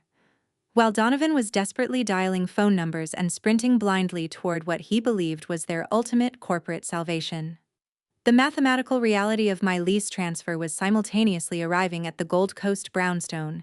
It was exactly 2 o'clock in the afternoon. I was seated at the polished glass desk of my unlisted corporate apartment, my eyes locked onto the glowing secondary monitor of my encrypted laptop. The screen displayed a live, high-definition grid of 9 security camera feeds. These were not standard commercial doorbells or cheap wireless devices. They were federal-grade, microscopic optical lenses meticulously concealed within the historic brick masonry of the $15,000 a month estate. I had personally overseen their installation during the initial renovation, ensuring every single angle of the property was blanketed in impenetrable surveillance. A sleek silver sedan pulled onto the flooded brick driveway of the brownstone, its heavy tires crunching aggressively against the wet stone. A man in a sharp, tailored gray suit stepped out of the vehicle, carrying a thick legal clipboard. He was the senior agent for the authentic property management firm I had contracted to oversee the daily operations of my private real estate portfolio. He walked, with deliberate, unhurried steps up the long walkway toward the stone porch. He did not bother ringing the brass doorbell or knocking on the wood. He reached into his leather folio and extracted a glaring, bright yellow document. It was a harsh, non-negotiable 3-day pay or quit eviction notice, officially naming Donovan Mercer as the sole defaulting tenant. Before the senior agent could press the heavy strip of industrial packing tape against the heavy oak doors, the brass latch clicked violently open. Marcus stumbled out onto the covered stone porch. He was not wearing his usual polished, arrogant technology CEO attire. His expensive designer shirt was heavily wrinkled, unbuttoned at the collar, and dark. Exhausted circles shadowed his erratic eyes. The sudden, catastrophic evaporation of his family's financial safety net had clearly taken a severe physical toll on his posture. He saw the bright yellow paper in the agent's hand and physically lunged forward, snatching the eviction notice before it could be permanently affixed to the wood. He knew with absolute certainty that if Sylvia or Chloe saw that legal document, the illusion of their limitless wealth would instantly shatter into a million pieces. "Keep your voice down," Marcus hissed, glancing frantically back over his shoulder. He pulled the heavy oak door shut, the solid wood clicking securely into the frame. He turned back to the property manager, his chest heaving with shallow, rapid breaths.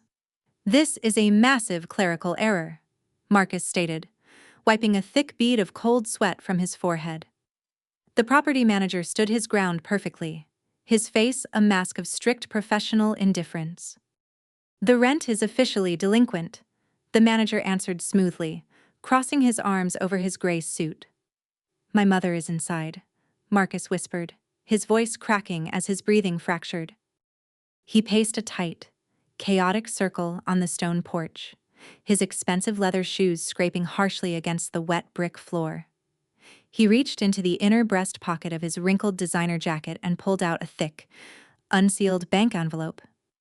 It was packed incredibly tight with banded $100 bills, $10,000 in stolen, misappropriated venture capital he had desperately siphoned from his bankrupt technology startup to keep his personal facade intact. "Take this cash right now," Marcus demanded, shoving the thick envelope directly toward the manager's chest. The property manager did not reach out to take the money. He stared at the stack of currency, then looked back up at the desperate, sweating man.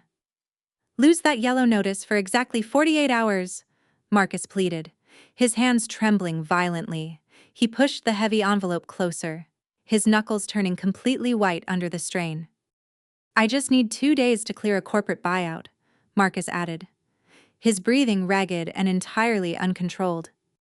Sitting miles away in the absolute silence of my sterile corporate apartment, I watched the entire pathetic exchange unfold in spectacular 4,000-pixel resolution. Marcus genuinely believed he was negotiating a secret, off-the-books arrangement to save his crumbling empire. He was operating under the arrogant delusion that his family was merely renting their luxurious lifestyle from a faceless, indifferent corporate conglomerate. He had absolutely no idea that the silent executive overseeing the entire property management firm was currently sipping a dark roast coffee and watching his every single movement through the masonry. I did not call the local Chicago authorities to report a minor civil disturbance. Instead, I reached for my encrypted smartphone and opened a secure, direct communication channel to the property manager standing on my porch. My thumbs moved rapidly across the glass screen, typing a highly specific, tactical command. I authorized the senior agent to accept the illicit cash. I instructed him to physically hold the unsealed envelope up, step precisely 2 feet to his right, and visually count the banded bills while facing the eastern brick pillar framing the grand entryway. I hit the send button. On my glowing monitor, I watched the property manager casually reach into his trouser pocket and pull out his vibrating phone.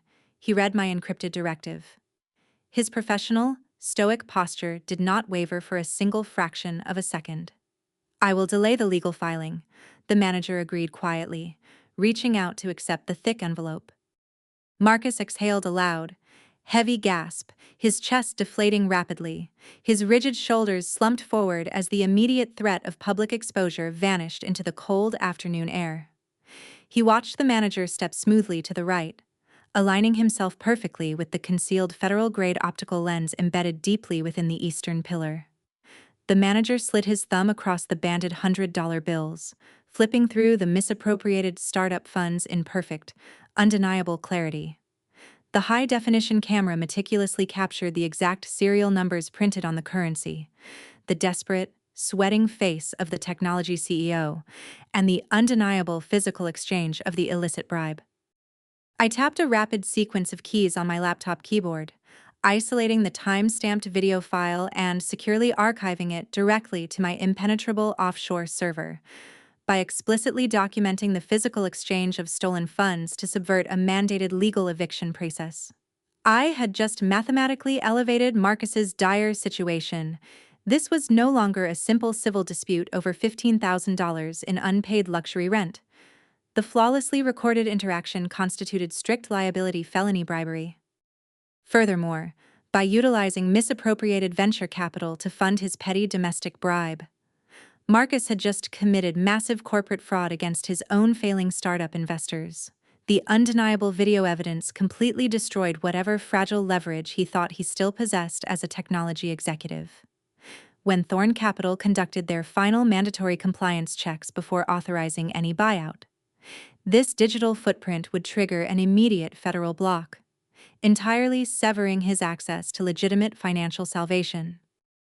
The property manager slipped the thick envelope into his interior jacket pocket, offered a stiff, unsympathetic nod, and walked deliberately back down the long walkway to his silver sedan.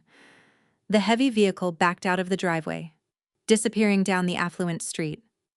Marcus stood entirely alone on the stone porch, staring out at the wet brick. A smug, arrogant smirk slowly stretched across his face, replacing his rapid hyperventilation. He actually believed his brilliant, aggressive negotiation tactics had secured their absolute safety. He smoothed the front of his wrinkled designer shirt, completely oblivious to the digital execution order that had just been permanently sealed in my offshore vault. He thought a stack of stolen cash could buy him silence. He did not realize he was just paying for the production costs of his own federal indictment. The mathematical reality of the harsh, 3-day pay-or-quit eviction notice settled over the brownstone like a suffocating lead blanket. Marcus had successfully delayed the physical removal by handing the property manager an envelope of stolen, misappropriated startup cash. But the impending deadline pushed his wife into a state of absolute, manufactured desperation. Chloe could no longer rely on her husband's rapidly disintegrating technology startup. Nor could she tap into Sylvia's federally frozen charity accounts to maintain the illusion of their limitless wealth. Feeling the crushing pressure of the eviction, she realized she needed an immediate, massive influx of untraceable liquid cash. I sat in the perfectly silent sanctuary of my unlisted corporate apartment, the soft blue light of my secondary monitor casting long, sharp shadows across the polished slate floor. I watched her execute her contingency plan in spectacular high definition. Chloe had positioned herself meticulously in the center of the brownstone's sunlit solarium. She sat on the edge of the tufted velvet couch, a glowing ring light reflecting perfectly in her tear-filled eyes. She was broadcasting live to her 50,000 dedicated followers, wearing an oversized, shapeless gray sweater specifically chosen to project profound physical vulnerability. "The stress of the past few days has been completely unbearable," Chloe whispered, wiping a single, meticulously placed tear from her cheek. She stared directly into the camera lens, her lower lip trembling with practiced, theatrical precision. Her shoulders slumped forward, mimicking the heavy posture of a woman carrying an unimaginable sorrow. "We lost the baby this morning," Chloe choked out, burying her face in her trembling hands. She let the heavy silence hang in the digital air, allowing the fabricated tragedy to wash over her captive audience. When she finally looked back at the screen, her expression shifted from devastating sorrow to a calculated, vindictive anger.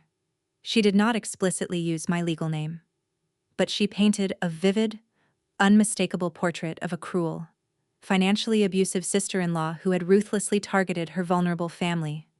She claimed the relentless emotional torture, the sudden eviction threats, and the aggressive financial disputes I supposedly initiated had triggered a catastrophic, stress-induced miscarriage. "We are facing astronomical emergency medical expenses," Chloe added, her voice cracking flawlessly as she looked down. A bright blue hyperlink materialized at the very bottom of her live broadcast feed. It was a direct digital portal to a newly minted GoFundMe campaign. The page was titled with sickeningly sweet angelic emojis and a desperate, agonizing plea for immediate community financial support. I leaned back in my ergonomic chair, crossing my arms over my tailored silk blouse, watching the green donation bar surge upward with terrifying velocity. Her audience, entirely manipulated by the raw emotional theatrics, immediately opened their digital wallets. $10, $50, and $500 contributions cascaded across my screen in a rapid, continuous blur. The counter ticked higher and higher, refreshing every 10 seconds. Within 3 hours of the initial broadcast, the fraudulent campaign rapidly collected $100,000 in pure, untaxed donations from her deeply sympathetic followers. A lesser woman would have felt a sudden surge of violent, uncontrollable rage. A lesser woman might have created an anonymous digital account to flood her comment section with angry accusations, desperately trying to expose the lie to the gullible audience. I did not engage with her emotional theatrics online. Arguing with a parasite only elevates their platform and validates their victim narrative. I simply picked up my heavy ceramic coffee mug, took a slow, deliberate sip of the dark roast, and turned my complete analytical attention toward my encrypted laptop. Chloe genuinely believed her body was a private biological sanctuary, a fortress that could not be financially audited. She fundamentally misunderstood the vast, interconnected reach of my corporate forensic network. Because Sylvia had illegally wired $50,000 from her charity to cover the catering bill just days prior.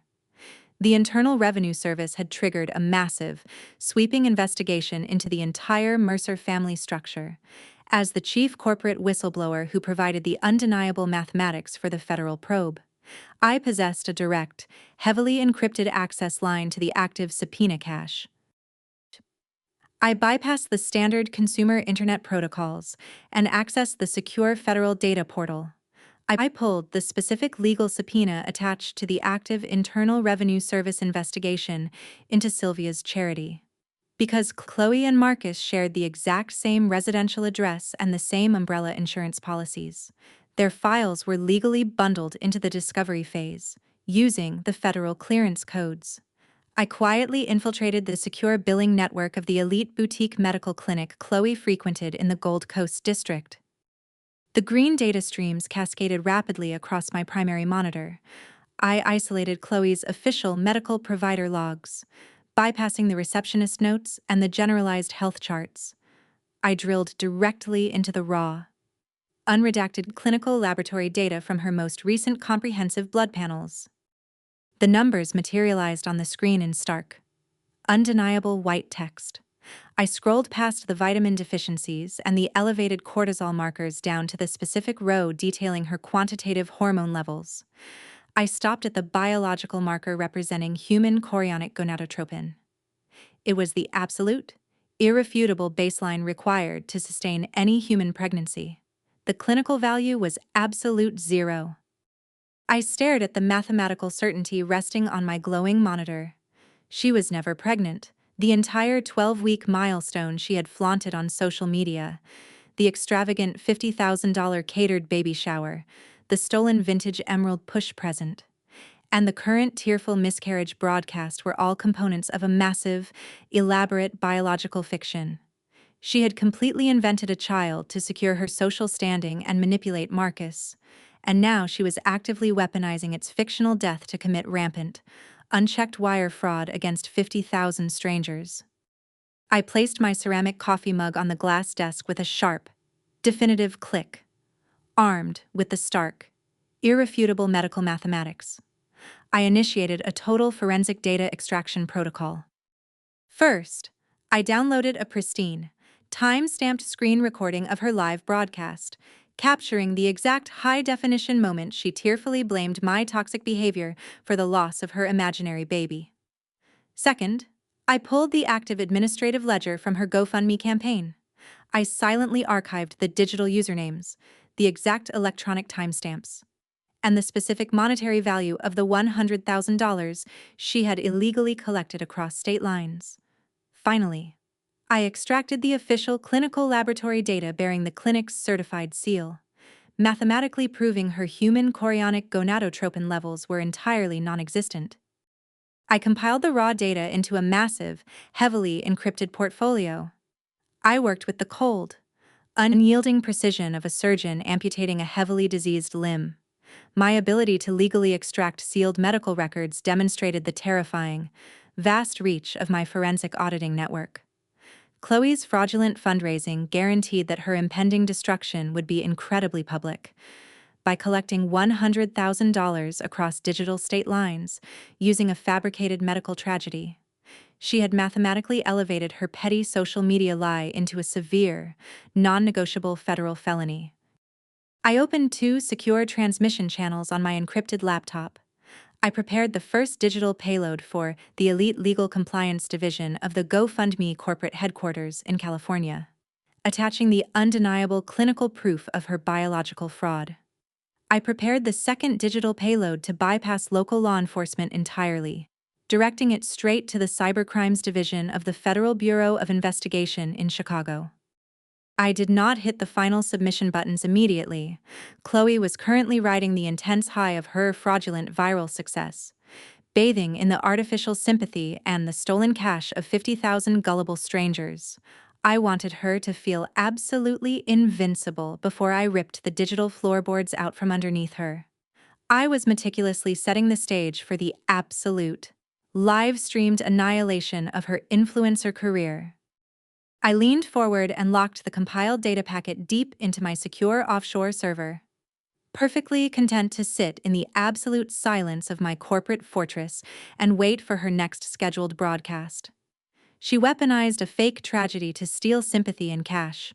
The ledger always balances, and the math never lies. The towering glass headquarters of Thorn Capital dominated the Chicago skyline, casting a massive shadow over the financial district. Inside the sprawling lobby, the atmosphere was a meticulously engineered vacuum of wealth and corporate authority. Marcus and Donovan walked through the revolving glass doors, their leather shoes clicking sharply against the slate floors. They moved with the arrogant swagger of men who believed they were the smartest predators in the room. They had sprinted across the city, driven by Donovan's blind panic over the $15,000 lease assumption I had dumped on his lap. They were completely convinced that finalizing their $3 million bailout would magically erase their massive federal wire fraud. A silent, impeccably dressed security concierge scanned their temporary badges and directed them to a private express elevator. The steel doors sealed shut, whisking the brothers upward at a stomach-dropping speed toward the 50th floor. Marcus adjusted his silk tie, his posture radiating a fabricated confidence. He fully expected to sit down with a naive junior analyst, dazzle them with meaningless technological buzzwords regarding his bankrupt startup, and walk out with the cash necessary to save his skin. Donovan stood rigid beside him, gripping the handle of his leather briefcase so tightly his knuckles were devoid of blood. He desperately needed this shadow money to cover his catastrophic digital footprint. The elevator chimed. The doors slid apart, revealing a hypermodern executive corridor lined with frosted glass walls. A receptionist in a dark uniform guided them seamlessly into the primary boardroom without offering a word of greeting. The space was intimidating by design. It featured a sprawling table carved from a single seamless slab of polished obsidian. Surrounding the dark stone were floor-to-ceiling windows offering a vertigo-inducing view of the urban grid below. There were only 2 leather chairs positioned on one side of the vast table, facing a single, towering high-backed executive chair positioned at the absolute apex of the room. "Just let me handle the talking," Marcus instructed. dropping his heavy briefcase onto the obsidian surface with a dull thud. "We need this capital cleared today," Donovan replied, wiping cold sweat from his pale forehead. They took their seats, completely oblivious to the microscopic security cameras embedded in the acoustic ceiling panels directly above their heads. From the absolute silence of my adjacent corner office, I watched their pathetic display unfold on my encrypted monitor. They were actively bracing themselves to manipulate a faceless corporate entity, rehearsing their lies in hushed whispers. They had absolutely no idea that the silent executive overseeing their entire financial existence was the exact same woman they had systematically abused, belittled, and attempted to defraud just a few days prior. I stood up from my ergonomic chair, feeling a profound sense of absolute control. I was not wearing the modest, unassuming knit sweaters I favored around the brownstone to maintain my quiet facade.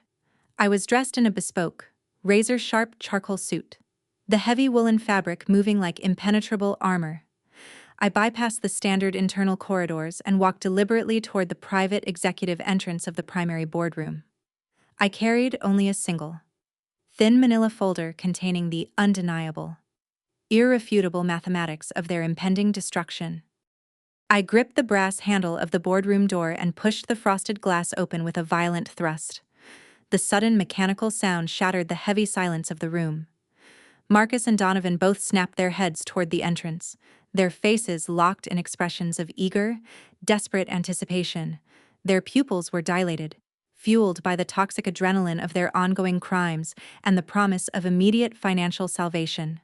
They genuinely expected a compliant corporate banker to walk through the threshold and blindly hand them a $3 million lifeline. Instead, I stepped into the room.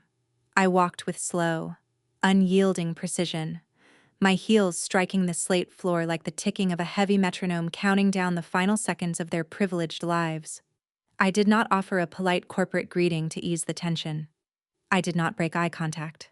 I moved directly to the head of the obsidian table and took my seat in the towering executive chair. I crossed my legs, resting my hands lightly on the dark stone, and simply watched them process the visual data. Marcus froze completely. The arrogant smirk he had worn since stepping off the elevator instantly evaporated. His jaw slackened, dropping open as his eyes widened in profound, paralyzing confusion. He looked at my tailored charcoal suit, then at the heavy mahogany walls, desperately trying to comprehend the impossibility of the situation.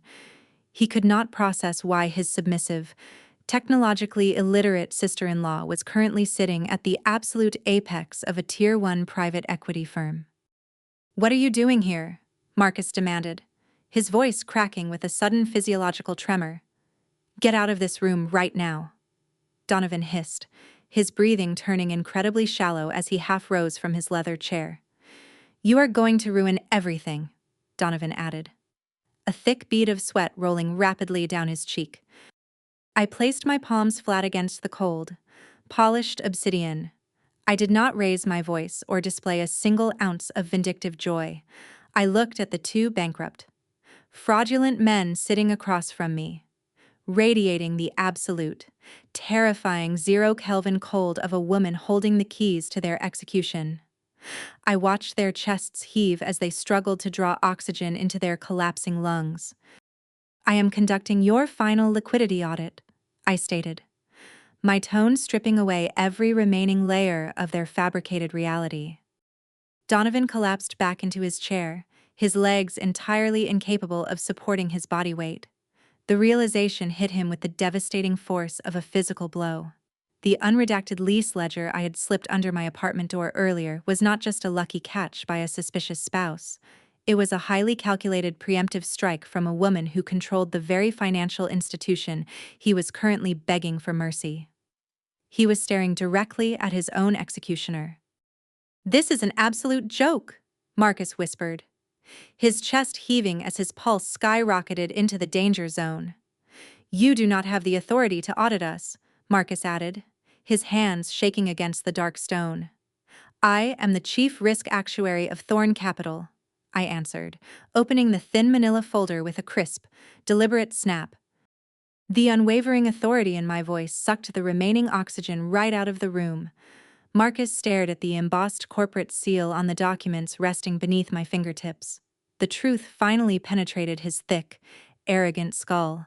The multi-million-dollar shadow lender they had illegally solicited was not an anonymous Delaware holding company. It was an aggressive subsidiary completely owned, operated, and monitored by my executive division. Their entire fabricated financial universe was now sitting directly in the crosshairs of the exact woman they had systematically abused and evicted. The power dynamic inverted with terrifying, neck-snapping velocity. They were trapped in a highly secure corporate environment where they possessed absolutely zero social, physical, or financial leverage. The brothers could not scream. They could not threaten me with a localized eviction. They could not leverage Sylvia's frozen charity funds or Chloe's fake social tragedies to bail themselves out.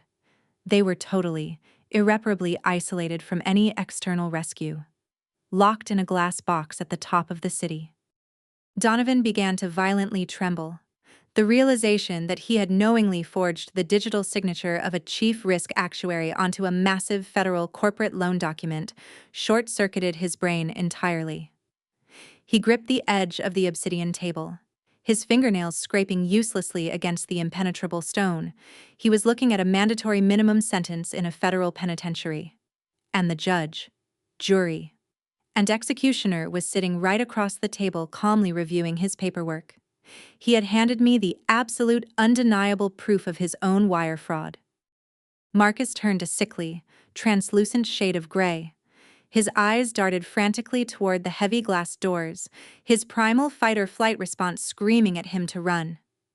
But there was nowhere left to run. By digitally transmitting the forged loan documents across state lines the night before, they had already permanently locked the chains around their own ankles. I did not need to negotiate with them. I did not need to ask them for an apology. I merely needed to execute the mathematical consequences of their own unmitigated greed. They walked into the boardroom expecting to secure a fortune. They walked into a slaughterhouse run by the woman they thought they broke. The absolute silence inside the glass boardroom stretched until the tension threatened to shatter the floor-to-ceiling windows.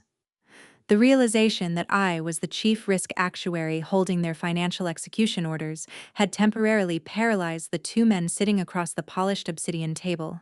But a towering, fragile ego cannot sustain paralysis for long. It must inevitably pivot to rage to protect its deteriorating core. Donovan inhaled a sharp, ragged breath, his chest expanding as his primal fight-or-flight response violently short-circuited. He chose to fight a war he had already completely lost. Donovan pushed himself up from his leather chair with a violent, uncoordinated shove. His sudden movement scraped the heavy wooden legs harshly against the slate floor, echoing sharply across the sterile room. He leaned heavily over the massive taulicoal, pressing his knuckles so intensely against the dark stone that the skin stretched tight and translucent over the bone. A thick, pulsing vein surfaced along the side of his neck. The sheer, suffocating panic in his eyes was rapidly morphing into a desperate, feral aggression. He fundamentally refused to accept that a woman he considered entirely subservient was currently controlling his absolute survival. "I do not need your corporate bailout," Donovan snarled. Spittle flying from his lower lip, he glared down at me, aggressively attempting to project physical dominance to compensate for his complete lack of institutional leverage. He was trying to cast a shadow over my executive chair, entirely unaware that he was simply blocking the fluorescent light from illuminating his own impending doom. "We will find another private equity firm," Donovan threatened, pointing a trembling index finger toward my face. I did not flinch. I did not lean backward or break eye contact. I remained perfectly still, resting my palms flat against the cold stone, watching his pupil dilation indicate a massive, toxic surge of adrenaline. "I will drag you through brutal divorce litigation," Donovan hissed, his breathing turning incredibly shallow and erratic. He placed his other hand flat on the table, attempting to steady his violently shaking frame. He was operating on the pathetic assumption that I was a standard, emotional spouse who would instantly fold under the threat of a prolonged public legal battle.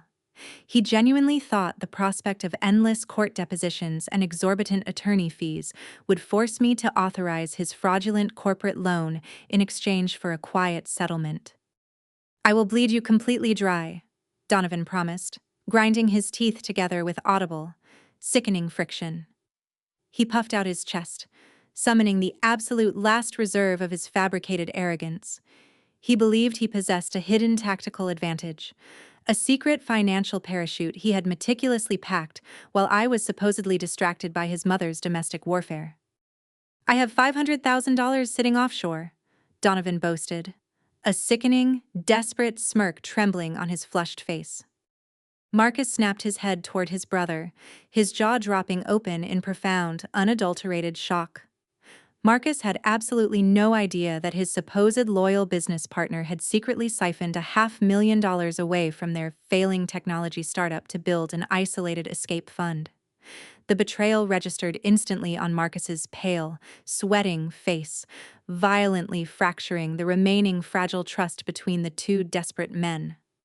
Donovan had prepared a lifeboat for one, perfectly willing to let his brother drown. "I secured a pristine cryptocurrency reserve," Donovan added, ignoring his brother completely. He leaned closer to the center of the table, his eyes wide with manic conviction. He genuinely believed his offshore digital wallet was completely impenetrable, securely shielded by complex blockchain ledgers and international privacy algorithms. "I will use every single digital cent to destroy you," Donovan concluded, his chest heaving with shallow gulps of recycled boardroom air. He finished his tirade and waited for my reaction. He expected me to gasp, to display a sudden flicker of panic, or to frantically consult the elite corporate lawyers standing silently behind my high-backed chair. He desperately wanted me to realize that he possessed the liquid capital to hire a team of ruthless divorce attorneys who would tear my life apart. A lesser woman might have engaged in a bitter screaming match, desperately trying to call his bluff. I offered him absolutely nothing but the 0 Kelvin cold of mathematical certainty. I reached into the thin manila folder resting under my fingertips. I extracted a single, heavily redacted bank ledger printed on premium, heavy stock corporate paper. "You possess absolutely zero offshore assets," I stated calmly, sliding the thick paper across the polished obsidian surface. The legal document glided smoothly over the dark stone, stopping exactly 2 inches from his trembling grip. Donovan stared down at the paper, his manic smirk faltering instantly into a mask of pure confusion. "Read the transactional routing numbers," I commanded, my voice projecting an unwavering, clinical authority. Donovan snatched the document off the table, holding it up to the harsh overhead lighting with shaking hands. His eyes darted rapidly across the dense columns of alphanumeric strings, server timestamps, and decrypted digital wallet addresses. I watched the microscopic physiological changes cascade across his face as his brain violently attempted to process the impossibility of the mathematics printed on the page. He fundamentally failed to understand that a chief risk actuary builds elite predictive models designed to anticipate systemic corporate collapse months before it ever occurs. I did not just discover his secret offshore cryptocurrency fund yesterday. I had meticulously mapped the exact digital architecture of his escape plan 6 entire months prior. "I audited your digital footprints in January," I explained, maintaining absolute terrifying eye contact.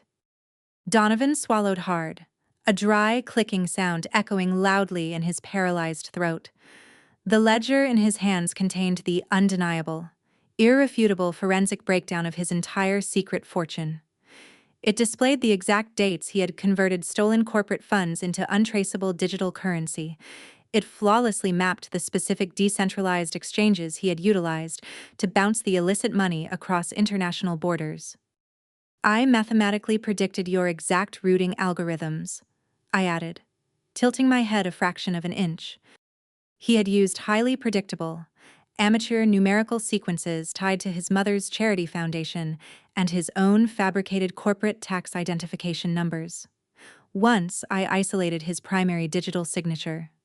Penetrating his heavily encrypted offshore wallet was a routine exercise in brute force forensic accounting. but discovering the stolen $500,000 was merely the preliminary reconnaissance phase. I initiated a direct legal repossession protocol, I stated, watching a fresh, thick bead of cold sweat break loose from his hairline. Donovan dropped the heavy paper onto the table, his hands shaking so violently he could no longer focus his eyes on the text. The final column of the ledger revealed the ultimate, devastating truth. The offshore cryptocurrency wallet was currently holding a verified balance of absolute zero. I categorized the entire digital fund as marital asset restitution, I specified, interlacing my fingers neatly on top of the dark stone. Because he had utilized our joint, residential internet protocol address in Chicago to establish the initial offshore transfer protocol. The federal financial courts legally recognized the hidden capital as a shared marital asset, utilizing the airtight, undeniable forensic documentation I had compiled over the past 6 months. I had filed a quiet, expedited asset recovery motion with the authorities. The federal judge reviewed my undeniable mathematics and immediately authorized a total systemic seizure of the decentralized network. The authorities drained your escape fund 72 hours ago, I concluded, letting the absolute finality of the statement crush the remaining oxygen entirely out of his lungs. The physical deterioration of Donovan Mercer was instantaneous and catastrophic. The towering, arrogant public relations manager who had just threatened to bury me in endless litigation realized he was completely and utterly penniless. The $500,000 safety net he had spent months meticulously building had evaporated into thin air before he even knew it was mathematically compromised. He had absolutely no money for a ruthless divorce attorney. He did not even have the liquid cash required to buy a simple cup of coffee in the lobby downstairs. His legs buckled entirely. The remaining strength evaporated rapidly from his muscle tissue, sending him crashing heavily back into his leather chair. The brutal impact forced a pathetic, high-pitched wheeze from his chest. His arms hung uselessly over the armrests, his expensive tailored suit wrinkling awkwardly around his collapsing frame. He stared blankly at the polished obsidian table, his eyes completely glazed and hollow. The towering ego that had defined his entire pathetic existence was completely obliterated. He was reduced to a broken, hyperventilating shell of a man, entirely stripped of his ability to fight the impending corporate execution. I turned my analytical gaze away from the ruined husband and locked eyes with Marcus. The technology CEO was pressing himself firmly against the back of his chair, actively trying to put as much physical distance between us as the heavy furniture would legally allow. He looked at Donovan slumped beside him, and the absolute horror of his situation fully materialized in his mind. By systematically annihilating Donovan's secret fortune, I had not just destroyed my husband's leverage, I had permanently severed Marcus's final, desperate lifeline. Marcus realized that the brother he had relied upon to execute their fraudulent bailout was now a completely neutralized, penniless liability. There would be no secret offshore money to save the failing startup.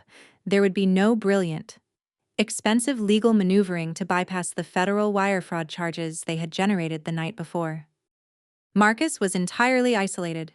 He was sitting in a soundproof glass box at the apex of a multi-billion-dollar private equity firm, facing the relentless, mathematical fury of the exact woman he had helped evict.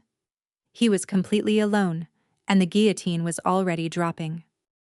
I leaned back in my towering executive chair, smoothing a microscopic crease from the lapel of my bespoke charcoal suit. I felt a profound, chilling sense of absolute control settling heavily over the boardroom. He threatened to bury me with a secret fortune. He did not realize I had already spent the last 6 months digging his grave with his own money. The realization that his secret fortune was entirely gone rendered Donovan instantaneously penniless. He collapsed into his leather chair, a broken shell of a man. Marcus pushed his own leather chair back. The heavy wooden legs scraped violently against the polished slate floor.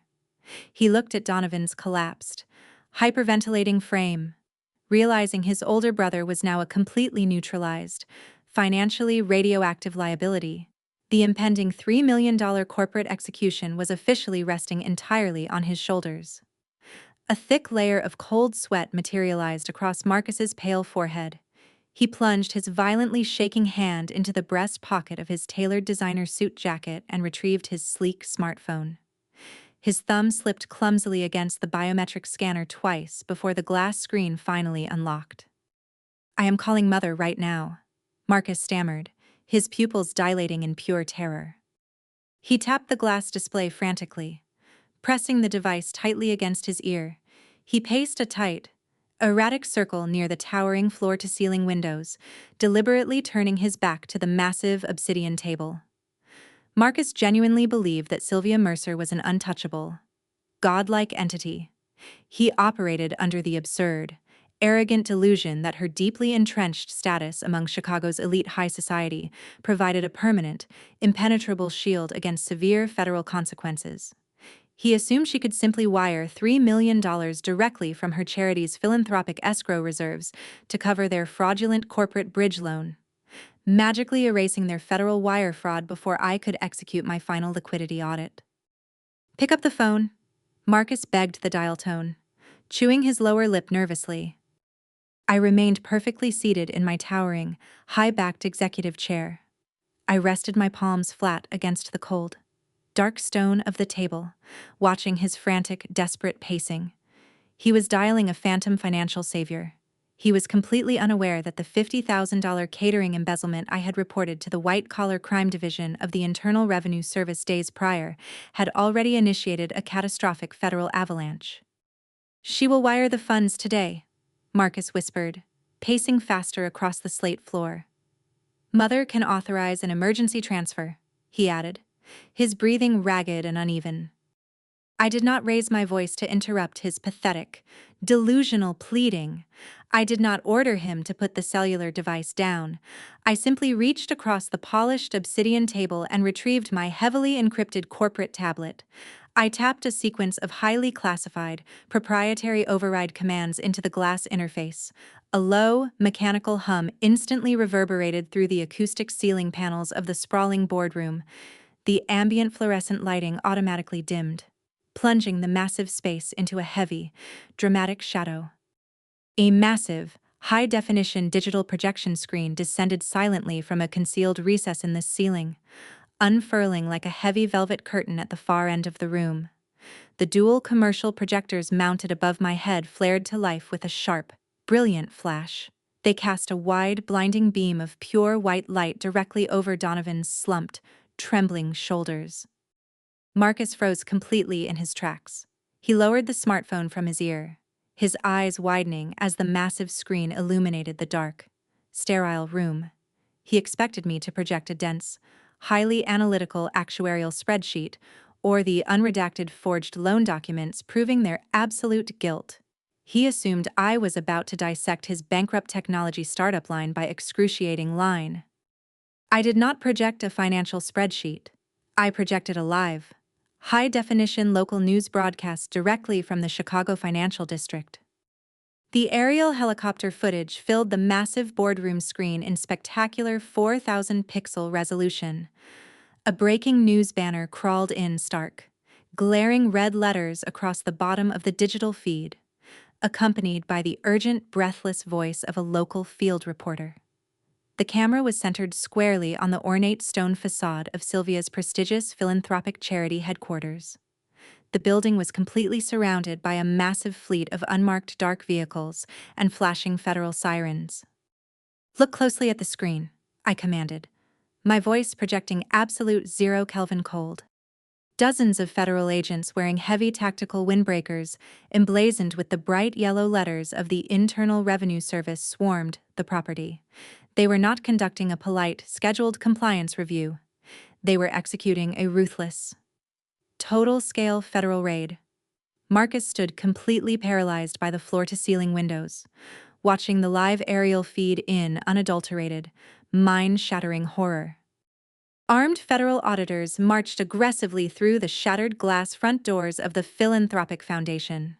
They were hauling massive corrugated cardboard boxes filled with physical accounting ledgers, encrypted server hard drives, and seized domestic financial records directly out onto the flooded Chicago pavement. They were actively and mercilessly gutting the entire organization, ripping Sylvia's meticulously constructed illusion of charitable grace completely down to the structural studs. "This cannot be happening today," Marcus choked out, dropping his phone to his side. The news helicopter zoomed in, focusing the high-definition optical lens directly on the grand entryway of the building. Sylvia Mercer emerged from the dark shadows of the lobby, completely flanked by two towering, heavily armed federal agents. The arrogant matriarch of the Mercer family was not wearing her usual condescending, triumphant smirk. Her custom designer blouse was heavily wrinkled, and her carefully styled hair hung in chaotic, disheveled strands around her flushed face. Heavy, thick steel handcuffs were locked securely around her wrists, binding her hands awkwardly across her waist. "They are arresting her right now," Marcus gasped, his knees buckling slightly. I watched Sylvia's total public humiliation broadcast in real time across the massive projection screen. The federal agents did not offer her a heavy coat to hide the steel restraints. They did not usher her quietly out the back door to preserve her elite social dignity. They marched her directly down the grand front steps, parading her past a chaotic, screaming swarm of local reporters and flashing camera lenses. The very same wealthy Chicago socialites she had desperately tried to impress at the lavish baby shower were undoubtedly watching this exact live feed from their luxury penthouses, witnessing her permanent, non-negotiable exile from high society. The agents shoved Sylvia roughly into the back of a dark federal transport vehicle. The heavy reinforced doors slammed shut with a definitive, inescapable finality, permanently sealing her inside the mobile cell. The live news feed immediately transitioned back to the frantic field reporter, who explicitly announced that the prominent foundation was currently under a massive federal investigation for egregious charity embezzlement and gross nonprofit tax fraud. The live broadcast provided undeniable, mathematical proof that my tactical actions possessed systemic, inescapable consequences. The massive federal raid playing on the boardroom screen was the exact forensic audit I had meticulously triggered days ago, and it had detonated with flawless, devastating precision across the city. I tapped my encrypted corporate tablet a second time. The audio feed cut off instantly, plunging the glass boardroom back into an absolute, suffocating silence. The glowing, high-definition image of Sylvia's ruined charity remained frozen on the heavy projection screen, casting a harsh, pale white light over the two completely broken men sitting across from me. Marcus stared at the frozen, towering image of his mother locked in steel handcuffs, his jaw hanging completely slack. The expensive smartphone slipped from his trembling, sweaty fingers. It hit the polished slate floor with a sharp, plastic clatter, the disconnected dial tone buzzing faintly against the hard stone. The sheer, overwhelming realization hit him with the devastating force of a physical blow to the sternum. His chest contracted violently as he struggled to pull oxygen into his rapidly failing lungs. The family's entire support structure had just violently collapsed. The seemingly invincible matriarch who had always bailed him out of his massive failures, who had illegally wired stolen charity funds to silence catering vendors, was currently sitting in the back of a federal transport vehicle facing decades in a federal penitentiary. Her federally frozen nonprofit accounts were completely seized. Her carefully cultivated social standing was entirely annihilated, and her ability to rescue her golden child was permanently extinguished. Marcus looked at the massive digital screen, then down at Donovan weeping quietly on the dark obsidian table, and finally, his panicked, bloodshot eyes locked directly onto me. He was entirely, hopelessly isolated. There was absolutely no external financial rescue coming to save his bankrupt technology startup. There was no secret offshore money, no philanthropic reserve fund, and no arrogant mother left to shield him from the crushing consequences of his own corporate forgery. He was completely trapped in a highly secure, soundproof glass box at the absolute apex of a multi-billion-dollar private equity firm. He had nowhere to run, nowhere to hide, and absolutely zero financial leverage left to bargain with. The federal trap I had meticulously built was now hermetically sealed right around his throat, and the oxygen in the room was rapidly running out. I rested my hands delicately on the cold, polished stone, feeling a profound, chilling sense of absolute control settling heavily over the boardroom. He dialed his mother looking for a financial savior. He got a front-row seat to the premiere of her federal indictment. The towering, frozen image of Sylvia Mercer locked in federal steel handcuffs cast a pale white glare across the polished obsidian boardroom table.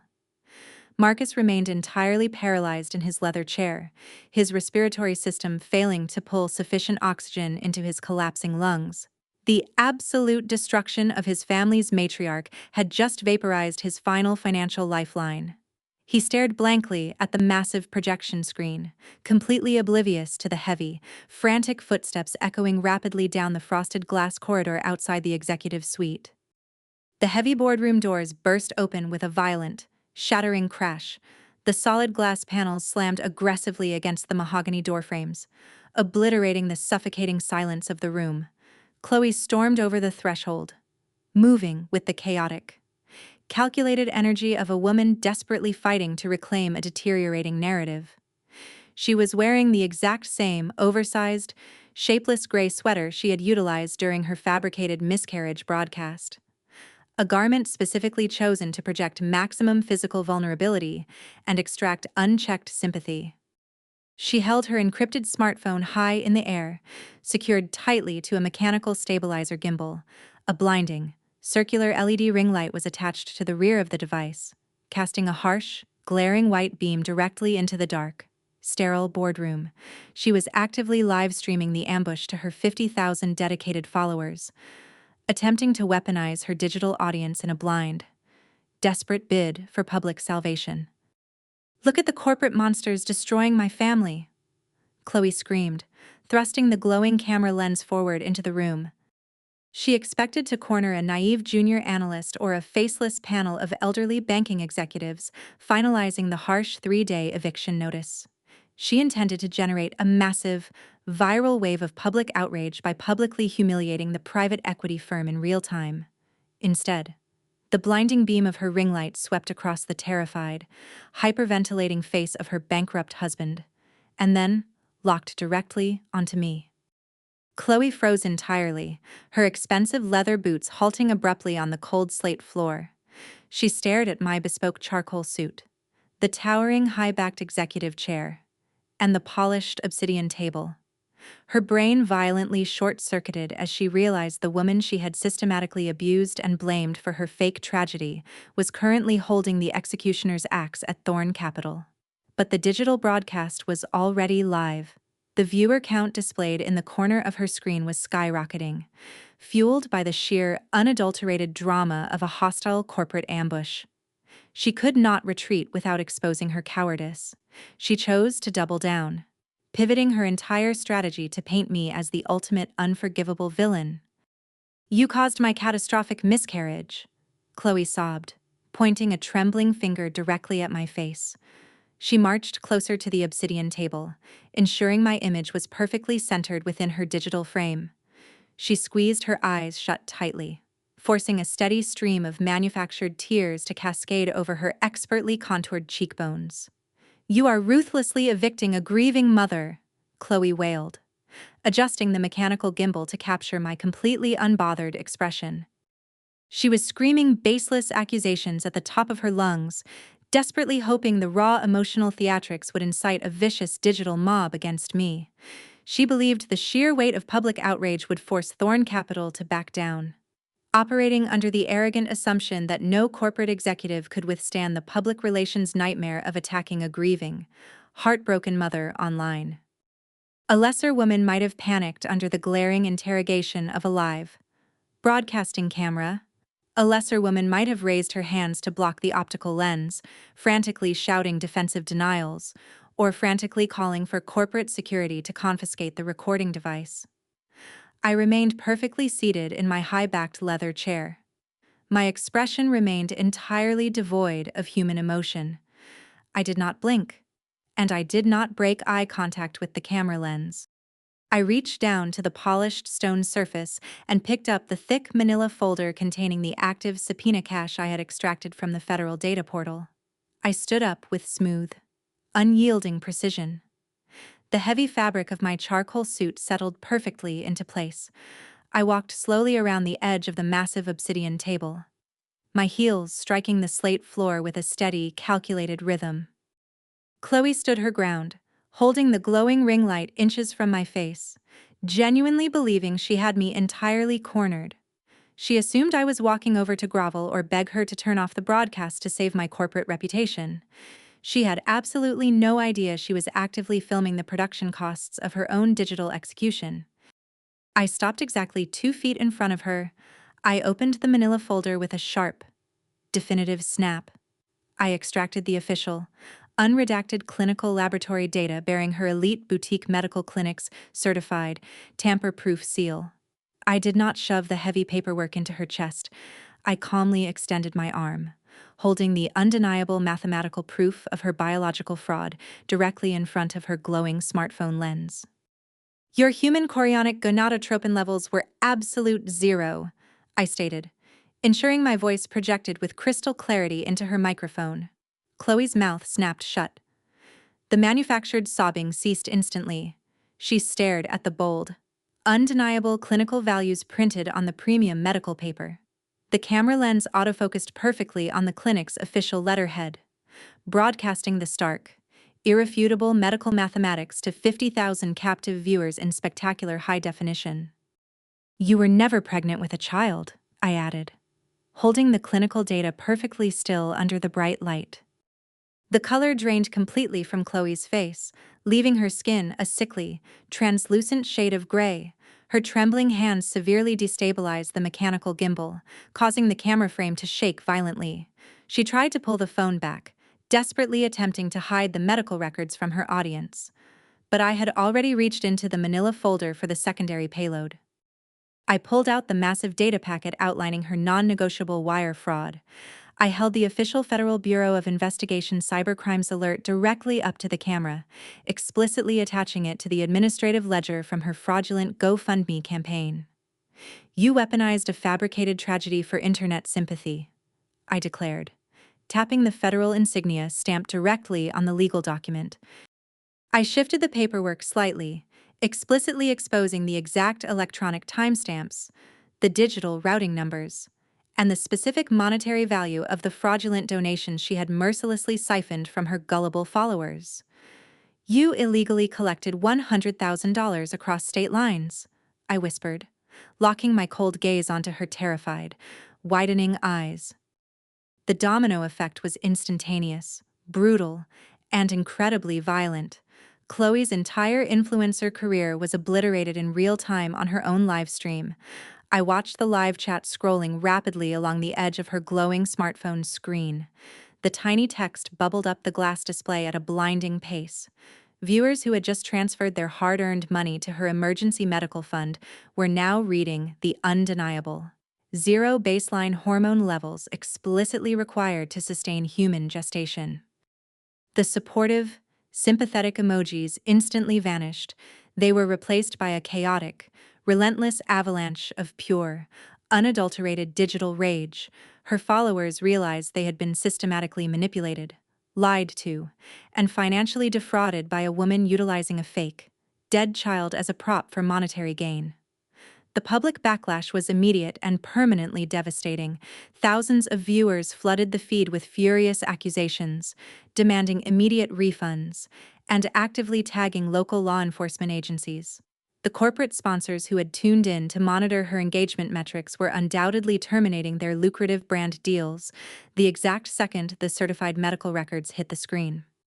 Chloe lowered the smartphone, her chest heaving with shallow, panicked gasps. The live broadcast turned her bottomless vanity into the exact instrument of her own inescapable destruction. She had voluntarily carried a broadcasting camera into a highly secure corporate environment, unwittingly providing the ultimate, undeniable public vindication of my absolute silence over the past week. Marcus remained slumped in his leather chair, entirely paralyzed by the sheer magnitude of the compounding disasters. He watched his wife completely incriminate herself in front of a live, global audience. He realized she had not just committed a severe federal wire felony, She had permanently destroyed whatever microscopic shred of public goodwill the Mercer family still possessed. The undeniable medical mathematics proved she was a pathological fraud, completely evaporating the fake tragedy they had desperately tried to use as a shield against their impending eviction. Chloe dropped the mechanical gimbal. The expensive smartphone shattered against the hard slate floor, the glass screen cracking violently into a spiderweb of dead pixels. The ring light flickered once and died, plunging her side of the room back into the heavy, suffocating shadows of the boardroom. She stared at the broken glass, her entire fabricated identity reduced to an unsalvageable pile of electronic garbage. I calmly placed the medical records and the federal fraud alerts onto the polished obsidian table, ensuring they rested perfectly aligned with Marcus's forged loan documents. I felt a profound, chilling satisfaction wash over my entire nervous system. She brought a camera to broadcast my humiliation. I used it to livestream the absolute death of her fraudulent identity. The shattered glass of Chloe's encrypted smartphone rested on the polished slate floor, reflecting the harsh fluorescent lighting of the executive boardroom. The fragmented pieces mirrored the absolute destruction of the Mercer family's fabricated reality. Chloe remained frozen in the heavy shadows near the doorway, her chest heaving with shallow, panicked gasps as the devastating consequences of her viral medical fraud paralyzed her central nervous system. Marcus sat entirely immobilized in his leather chair, his vacant eyes locked onto the undeniable clinical laboratory data resting on the obsidian table. His technology startup was bankrupt, his emergency bridge loan was vaporized, and his wife was officially an active federal suspect. But the most catastrophic physiological deterioration belonged exclusively to Donovan, the towering, arrogant public relations manager who had relentlessly tormented me, who had gleefully forged my digital signature to secure a $3 million corporate bailout. Finally reached his absolute psychological breaking point, the compounding weight of his mother's televised federal arrest, his brother's financial obliteration, and his own impending imprisonment violently snapped his fragile spine. He could no longer maintain the illusion of control. The arrogant facade evaporated entirely, leaving only a terrified, cornered animal desperately searching for an impossible escape route. Donovan shifted his weight unsteadily. His expensive leather shoes scraped harshly against the stone. His leg muscles completely gave out, fundamentally incapable of supporting the crushing gravitational pull of his massive federal crimes. He slid off the edge of his leather chair. His knees struck the hard slate floor with a heavy, agonizing thud that echoed sharply against the floor-to-ceiling windows. He did not attempt to stand back up. He crawled forward, dragging his tailored trousers across the cold stone until he was positioned directly across from my towering executive chair. He clasped his trembling hands together, locking his fingers in a pathetic, desperate gesture of absolute submission. A thick, continuous stream of tears carved jagged paths down his pale, flushed cheeks. "Please do not do this," Donovan wept, his chest convulsing violently. He tilted his head upward, looking at me with wide, bloodshot eyes. Saliva pooled at the corners of his mouth as he struggled to pull sufficient oxygen into his rapidly restricting lungs. "We will leave the city today," Donovan begged, his voice cracking into a high-pitched whine. He unclasped his hands and gripped the edge of the obsidian table, his knuckles turning stark white under the intense pressure. He was fundamentally incapable of accepting accountability, desperately attempting to rewrite the narrative of his abuse to secure my mercy. "We only demanded the brownstone," Donovan gasped, wiping a mixture of sweat and tears from his chin. He swallowed hard, a loud, dry click echoing in his paralyzed throat. "We genuinely thought you could not afford it," Donovan reasoned, his pupils dilating in pure terror. He was actually trying to frame his vicious, calculated eviction as an act of financial mercy. He wanted me to believe that dumping a $15,000 monthly lease onto his bankrupt shoulders was a tragic misunderstanding rather than a malicious corporate theft. "Please let us walk away," Donovan pleaded, lowering his forehead against the cold, dark stone. I remained perfectly seated in my ergonomic chair, my posture impeccably straight. I looked down at the weeping, broken man kneeling on the floor. I did not feel a single ounce of pity. I did not feel sorrow for the decade I had wasted attempting to appease his bottomless vanity. I felt the pure, absolute zero Kelvin cold of a chief risk actuary finalizing a catastrophic liquidation. I did not raise my voice to interrupt his pathetic sobbing. I calmly reached into the thin manila folder resting beneath my fingertips. I bypassed the forged corporate loan documents and the certified medical records, extracting the absolute final piece of physical ammunition. It was a thick, premium legal document embossed with a raised golden corporate seal. I dropped the heavy paperwork directly onto the polished obsidian surface. The document landed inches from Donovan's face with a sharp, definitive slap. "Read the primary registration heading," I commanded, my voice projecting an unwavering, clinical authority. Donovan flinched at the sound of the heavy paper striking the table. He slowly lifted his head, his tear-stained face trembling uncontrollably. He reached out with a shaking, sweaty hand and pulled the document closer to his chest. His bloodshot eyes darted frantically across the dense, complex legal terminology. The paperwork was the official, unredacted articles of incorporation for a highly secure Delaware limited liability company. It was the exact corporate holding entity that held the primary deed to the sprawling Gold Coast estate. "Look at the majority shareholder designation," I instructed, tapping my index finger against the dark stone. Donovan dragged his eyes down to the bottom of the page. The color completely vanished from his face, leaving his skin a sickly, translucent shade of gray. His jaw dropped open. The mathematical reality of the document short-circuited his brain entirely. Printed in stark, undeniable black ink was my full legal name, explicitly listed as the sole majority shareholder and the exclusive property owner of the luxury brownstone. The ultimate, bone-crushing realization hit him with the devastating force of a physical blow to the sternum. He dropped the heavy legal document, his hands shaking so violently he could no longer grip the paper. I was never the struggling, financially illiterate tenant desperately trying to cover a $15,000 luxury rent. I was their landlord the entire time. When Donovan and Marcus utilized my home network to illegally forge my digital signature, they believed they were cleverly assuming a corporate lease to bypass their localized eviction.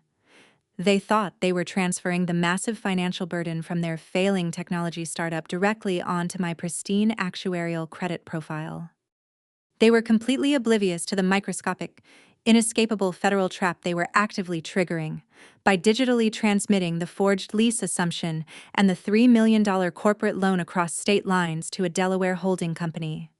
They had committed massive wire fraud against the exact same woman who owned the property and controlled the lending institution. They had meticulously handed their own executioner the undeniable, court-admissible proof of their grand larceny. "You forged a lease for my own building," I stated, watching a fresh bead of cold sweat slide down his neck. Donovan let out a low, agonizing groan. He slumped backward, his spine collapsing as he fell entirely onto the slate floor. His arms hung uselessly at his sides. The towering, arrogant ego that had defined his entire pathetic existence was completely obliterated. He was staring at decades in a federal penitentiary, and he had personally typed the digital execution order. Marcus finally broke his paralysis. He pushed himself out of his leather chair, his breathing ragged and uneven. He looked at the Delaware Incorporation documents resting on the table, then down at his weeping brother. The technology CEO realized there was absolutely no secret bailout, no philanthropic rescue, and no brilliant legal loophole left to exploit. They were completely surrounded by the undeniable mathematics of their own unmitigated greed. "We are completely finished," Marcus whispered, his eyes glazing over in profound shock. Before Marcus could take a single step toward the exit, the heavy frosted glass doors at the rear of the boardroom swung open. The sound was not a frantic, chaotic crash. It was the deliberate, synchronized movement of absolute federal authority. A team of 6 heavily armed United States Marshals marched into the executive suite. They wore dark, tactical windbreakers emblazoned with bold yellow federal insignia. Their faces were grim, focused, and entirely devoid of emotion. They did not pause to evaluate the room or ask for permission to enter. They carried thick stacks of highly detailed federal warrants, the exact legal documents I had meticulously prepared and silently transmitted to the authorities hours prior. "Marcus and Donovan Mercer," the lead marshal announced, his deep voice echoing sharply against the glass walls. Donovan did not attempt to run.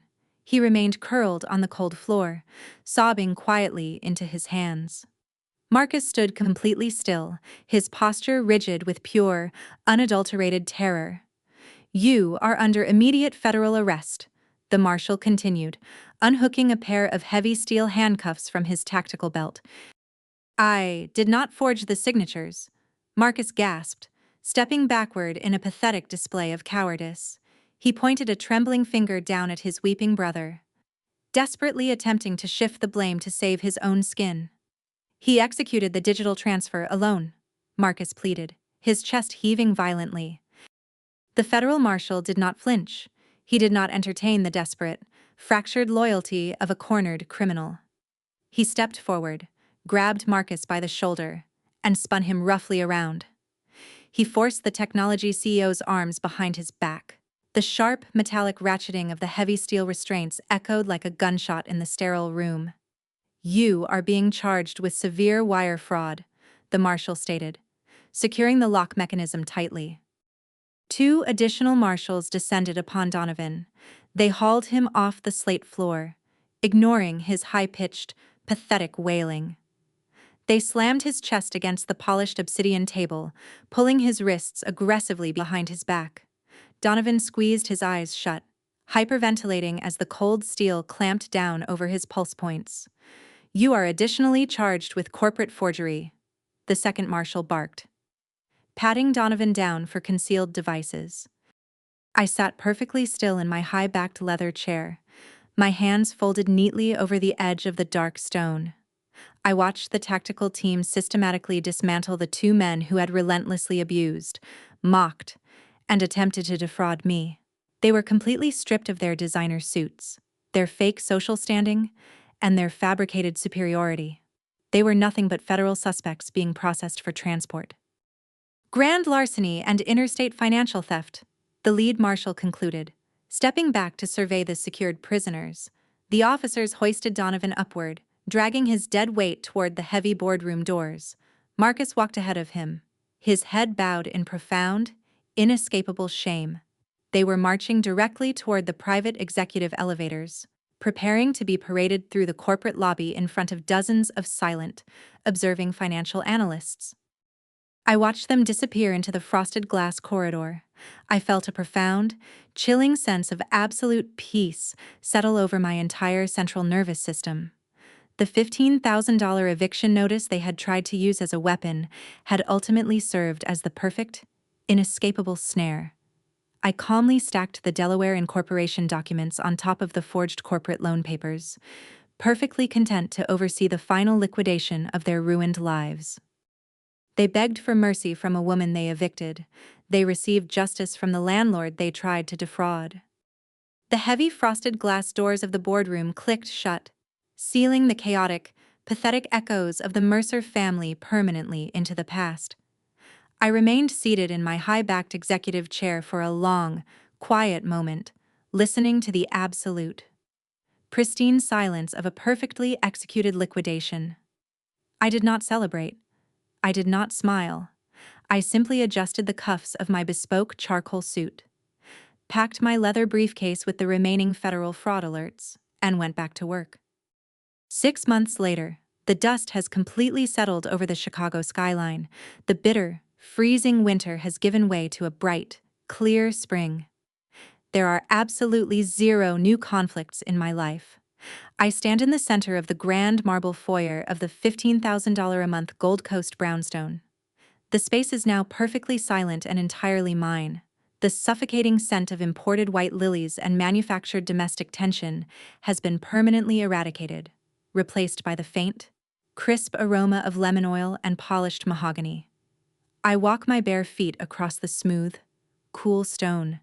Feeling the solid foundation beneath me, I savor the profound, uninterrupted peace of a life perfectly calculated and aggressively protected. The hostile takeover of Marcus's technology startup is officially complete, yielding a final, devastating cinematic payoff that the brothers lacked the intellectual capacity to ever see coming. When Marcus and Donovan defaulted on their fraudulent $3 million corporate bridge loan, the Delaware holding company I controlled automatically executed the collateral seizure clauses. I did not just bankrupt them. I legally harvested the only thing of actual value they possessed. Marcus had spent 3 years developing a highly advanced proprietary predictive algorithm for his failing startup. He thought he was building a revolutionary consumer application. He fundamentally failed to realize his code was the exact digital architecture I needed to upgrade Thorn Capital's internal risk management software. I acquired his entire intellectual property portfolio for absolute pennies on the dollar during the bankruptcy liquidation. I integrated his life's work directly into our primary executive servers. I used his stolen genius to make myself exponentially wealthier, legally stripping him of his legacy without paying him a single cent. He unwittingly wrote the exact code that now optimizes my multi-million-dollar portfolios. The reality for the antagonists is a barren, inescapable wasteland. Donovan and Marcus are currently residing in a high-security federal penitentiary, serving identical 10-year mandatory minimum sentences for massive wire fraud, corporate forgery, and grand larceny. There are no tailored designer suits, no expensive leather shoes, and no luxury steakhouses in their cell blocks. They are reduced to standard-issue jumpsuits and federal inmate numbers, completely stripped of their towering arrogance and their fabricated superiority. The crushing routine of a concrete cell has permanently broken their fragile egos. Sylvia Mercer is permanently disgraced and entirely bankrupt. The highly publicized federal raid on her philanthropic foundation exposed a decade of rampant, unchecked embezzlement. Her wealthy high society peers instantly abandoned her, viewing her as a radioactive liability. She was forced to auction off her remaining designer jewelry and vintage furniture just to afford a mid-tier defense attorney. She now sits completely isolated in a cramped, rented apartment under strict federal house arrest. The heavy black tracking monitor locked tightly around her ankle serves as a constant, humiliating reminder that she is awaiting a federal trial that will undoubtedly end in a lengthy prison sentence. Chloe is completely exiled from the digital world. Her influencer career was instantaneously and violently obliterated the exact moment the certified medical records verified her biological fraud on her own live stream. The 50,000 followers she desperately tried to weaponize turned against her with ruthless, terrifying efficiency. She is currently facing a massive, coordinated class action lawsuit from the donors she defrauded with her fake pregnancy. The civil courts have already mandated severe wage garnishments, ensuring she will spend the rest of her adult working life quietly handing her minimal paychecks directly over to the strangers she tried to manipulate. I turn away from the marble foyer and walk slowly up the grand mahogany staircase.